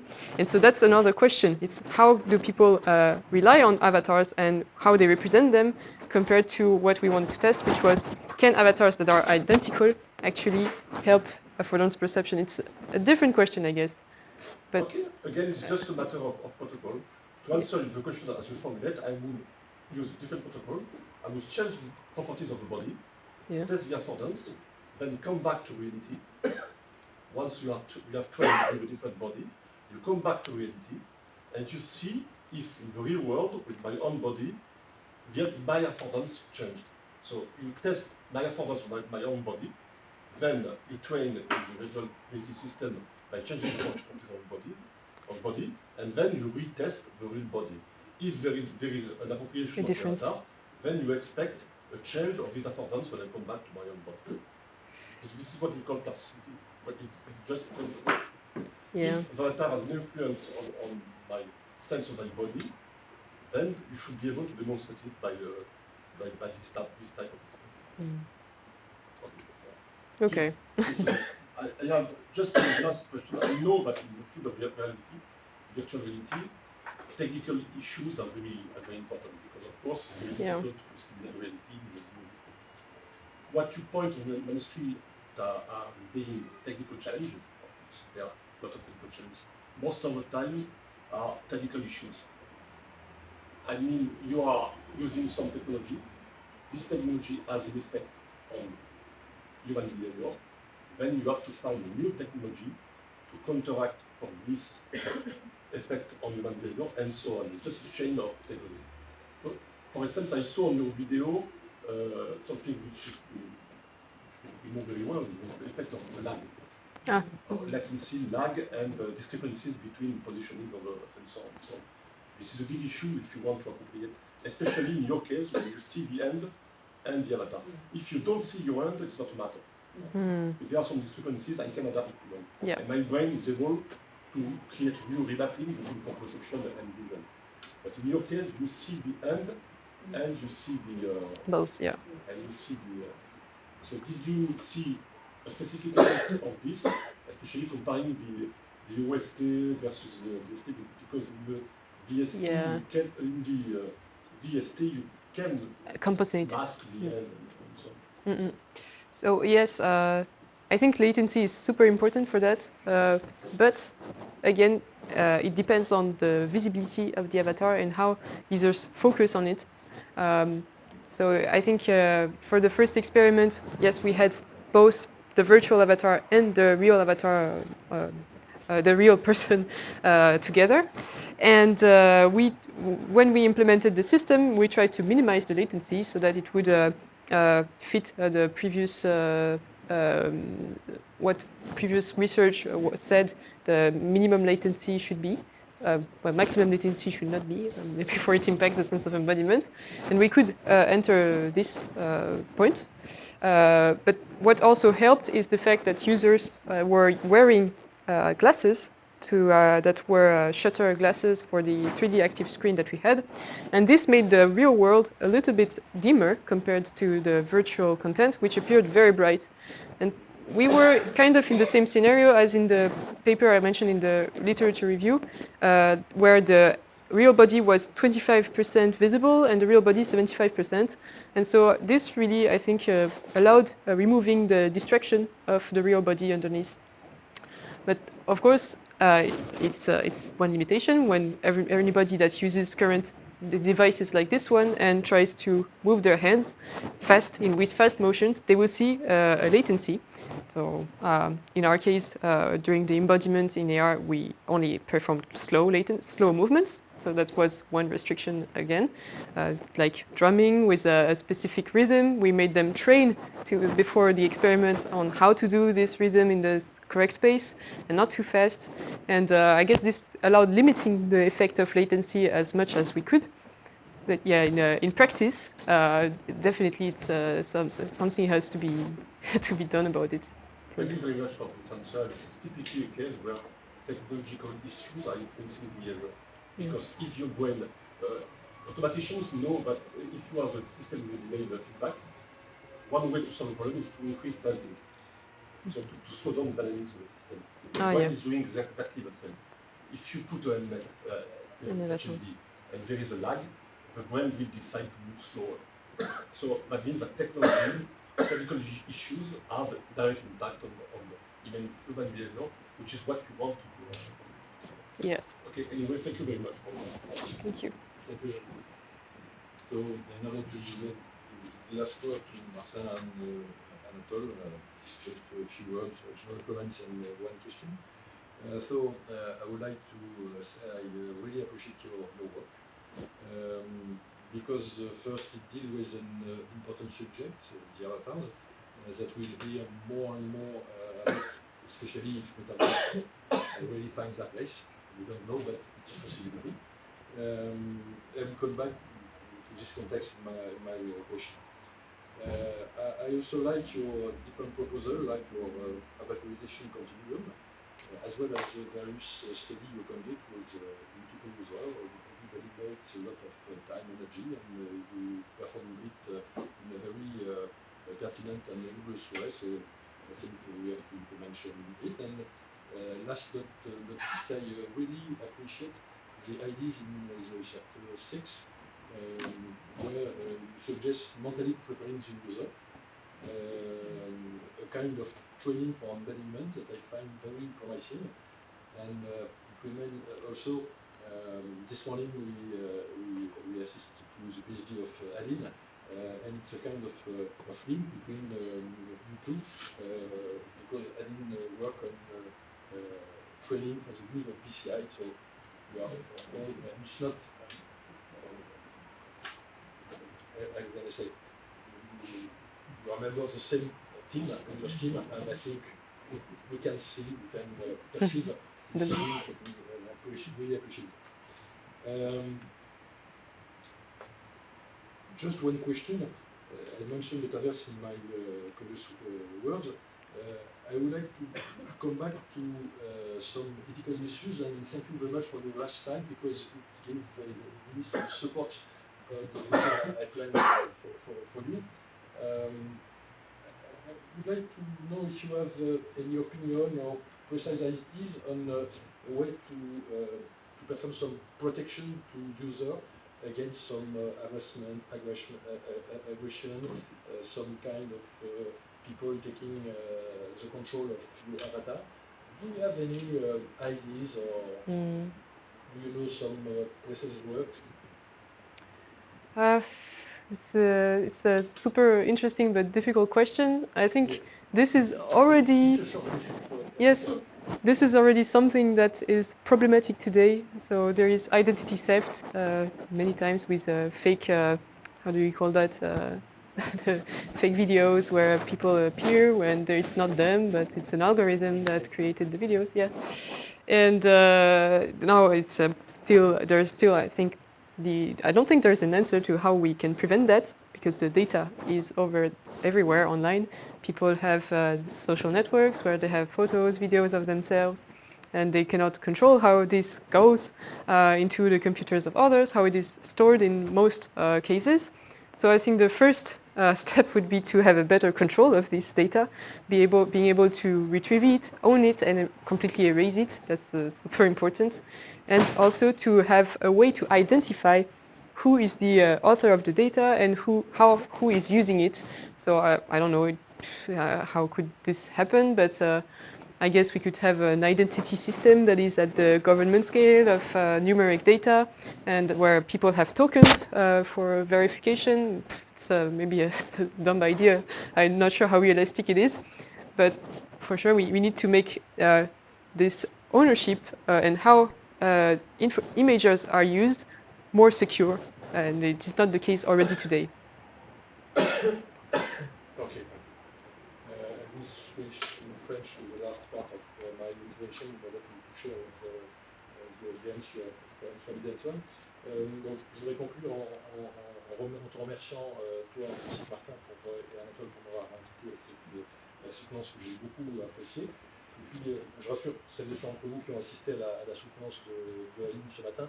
Je ne fais pas une crise de démence précoce, mais je vais réutiliser pas la même chose que ce que j'ai dit à Aline. Et c'est pas non plus une grande inspiration, c'est que je vais faire quelque chose de trop bonne chose, en vous disant toutes les deux que vous êtes voilà, des collègues avec lesquels il est vraiment très très agréable de travailler, de vivre dans une équipe de recherche. Je vais redire exactement la même chose que Aline. Tu n'es pas uniquement une très bonne organisatrice de cadeaux, ou de différents événements, pas seulement, mais tu l'as aussi. Et tu es aussi quelqu'un qui est très impliqué dans la vie collective. Et tant Martin Bordeaux que Anatole Arène, je pense que pourront en témoigner, tu fais partie des gens sans lesquels notre système ne pourrait pas fonctionner. Et notre engagement collectif en tant que jeune collègue, il est vraiment important. Et vous êtes aussi là dans un rôle très important pour passer des informations, passer des manières d'être aux jeunes doctorants, aux jeunes stagiaires. Et ça, vous êtes un élément qui est vraiment central dans notre système. Et donc, tout ça, je crois qu'il faut le dire. Et puis, je vous en remercier quand c'est le cas. Merci pour ça. So, Anatole? Yeah, merci de présent. Thank you. I'm sticking to English maybe for my comments for our invited members. I'll just say a few comments and then I have one question. So first of all, I'd like to thank the jury members, Franck, Madi, Catherine, and even the first one. We didn't do a lot of job because from what he's saying, we're just repeating the same thing. Thank you for being here and for these very constructive remarks and exchanges. Also a special hello to Kiyoshi Kiyokawa and the Care Lab remotely. I hope that you are still late. Thank you very much for welcoming Adélaïde in this collaboration. Martin will probably say a word about it. And I can also start saying, Martin will comment that your PhD was in the frame of this big INRIA project, INRIA funded project Avatar, Big Feet INRIA, which gathered a lot of different INRIA teams all around France to work on virtual embodiment and avatars, the next generation of avatars. It was a 4-year funded project, and we were one of the students recruited. And the idea was to also foster and promote synergies in France between different INRIA groups. So that's the reason why we were co-supervised by Martin and I. 1 foot in Rennes, 1 foot in Bordeaux. Basically, your real body was mostly located in Bordeaux. Yes. And your virtual avatar was sometimes floating in the air in Rennes. But it's also due to COVID time. It was one supplementary challenge we had to face during the PhD, and we had to make up with it in a very good way. It's actually the first joint PhD between Martin and me. We have been knowing each other for the past 25 years maybe. We started our PhD together remotely, one in Bordeaux, the other one in Paris. But we never worked together, so it was we were really lucky to have you as our first joint PhD student. Because you survived this strange personalities supervision with 2 different schools, and we are kind of old researchers now. And we have this strong opinion about what and how you should conduct research at different schools, and you survived to these 2 different visions cohabiting in your supervision. I hope we will not wait another 25 years before we have another conference. Okay, it's been a real pleasure to work with you now. I can say a few words about your involvement. I already told you that it's a real pleasure to work and exchange with you. You are really bright, very creative, you have lots of good ideas that make good papers in the end. You have a strong original thinking. So, for instance, this continuum idea, this taxonomy idea is coming from the very first weeks of your PhD. Although you are very young in the field somehow, but you came up with this very interesting and theoretical approach to formalize these different ways of doing avatarization in augmented reality. And we were quite impressed by the fact that you were proposing this at the very beginning of your PhD. So what is impressive is this mix between capability to propose theoretical concepts, innovative and theoretical concepts, and being able to implement, develop in a very good engineering way, these experimental platforms and tools, and then evaluate them following a really good scientific experimental way of conducting experimental studies in VR, being able to analyze in a statistical way the data, and also you have very good communication skills, which is quite impressive. So I already told you, but I think you have this little extra, this little bonus, which makes outstanding researchers. So I hope that you will continue and consider this academic career, although Google, Meta, and all the companies will rush into your LinkedIn account to try to recruit you. But I hope you will be in the field in the next few years, and that we can continue to collaborate with you. Okay, let's go to my question.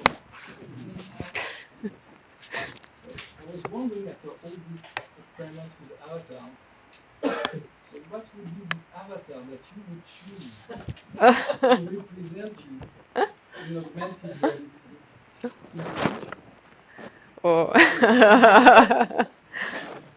Maybe a blue with pointy ears, like no. In the future, if we can have perfect avatars, I think I like something that looks like me, but not exactly. So why not something that's I don't know, maybe cartoonified, or I'm not against this, but I want to have the choice to switch between appearances. I want to be able to change depending on what I like at the moment, because people evolve. And so yeah, it's a very vague response, but maybe an avatar that just represents me in the way I look and in a way that I'm satisfied generally at the moment. But not a lizard or or Hulk. Probably not. Par la réponse, et puis plein de bonnes choses pour la suite. Bravo, félicitations. Voilà. Yes, you have a question? Yes, so I'm going to switch to French and maybe I can translate you later. Donc oui, je vais continuer bien sûr sur ce qu'a dit Anatole. Donc même si on est sur des écoles différentes, des façons de voir un peu différentes, je pense qu'il y a un point sur lequel je suis complètement d'accord, c'est que ce qui nous a impressionné pendant cette thèse, tu as su prendre en main un environnement technologique, un tas de théories, un contexte qui est compliqué. Tu as commencé il y a 3 ans ta thèse et maintenant tu es une experte dans ce domaine des avatars, plus que je suis, parce que j'ai appris aussi plein de choses avec toi.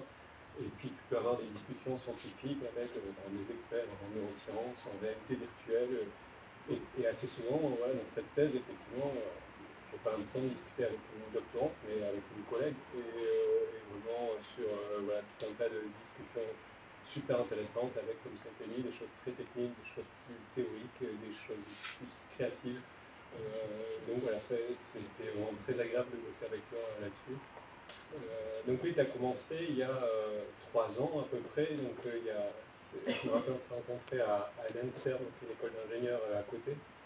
Et on avait discuté un peu la possibilité de faire une thèse, tu sais pas trop, t'hésitais, t'es un peu parti sur autre chose. Et à ce moment-là, je me suis dit, tiens, ça, c'est Adélaïde, c'est vraiment quelqu'un qui pourrait faire une bonne thèse, et même plus. Et je suis content de mon point de vue. Je pense effectivement que ça. Je ne regrette pas de t'avoir poussé à faire ça, parce qu'il y a plein de bonnes choses qui en sont sorties. Voilà, j'espère que de ton côté, tu ne regrettes pas non plus. J'espère que tu t'es éclaté. Et... Non, ça va. Et voilà, j'espère qu'il va poursuivre ça encore plus loin, il y a encore plein de belles choses à faire. Et donc, comme je disais, je discutais avec toi comme une collègue, je ne sais pas ce que l'avenir réserve, mais si un jour tu peux revenir dans l'équipe et qu'on continue à travailler comme entre collègues, ça sera un grand plaisir. Merci. Okay, thank you. So now the third step, the jury will deliberate in a different room. Yeah. We come back with the decision.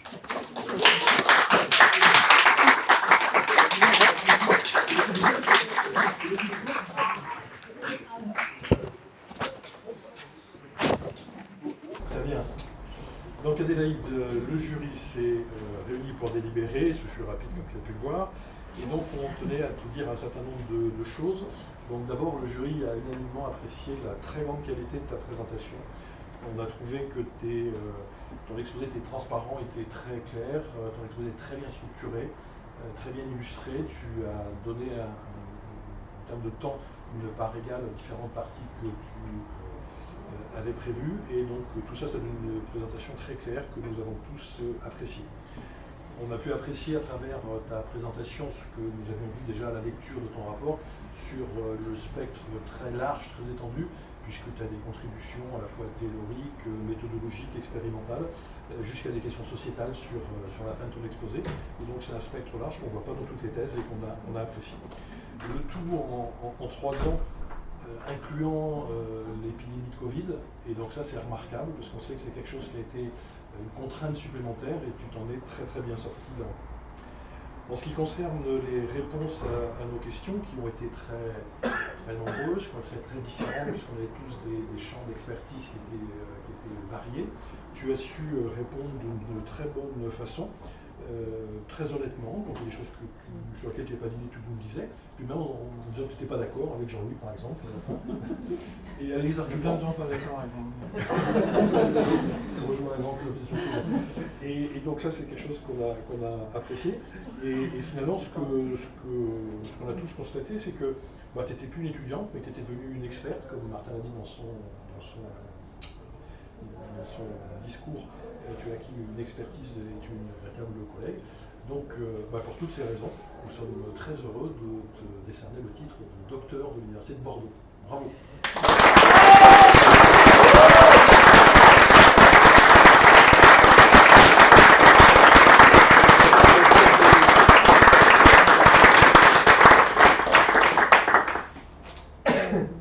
So, merci. I will do this in English for you to understand. Thank you so much for all these compliments. It's making me very, very moved. But of course, I want to thank in the first place my supervisors, who were, I don't know how to say it, just so had such a nice, positive influence and vibe on me all the time. Very encouraging, and even when I was in doubt, and that happened all the time. And I think without this kind of counseling, I would not have been able to do all of this. Then I want to thank, of course, the jury for moving all the way to here, because it's not very close. I mean, you have to take the plane for some of you, and I really appreciated your perspective on my work, which was really interesting and novel for some parts. And then, of course, I want to thank the people of my team, who were very nice and had helped me have a really nice 3 years of PhD, which could have been, not so nice without them. I enjoyed so much having a beer, sharing a beer with you on Thursdays, on playing the crew during noon, and having you participate in my experiments, and giving me some feedback, and exchanging with all of you human people. And of course, I thank also my partner and my family. Thank you very much.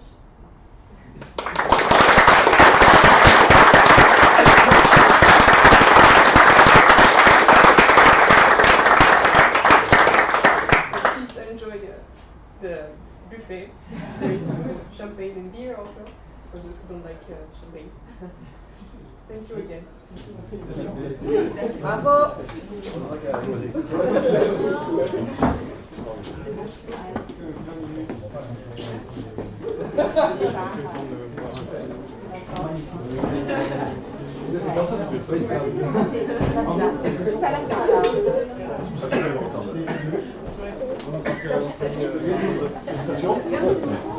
Bravo.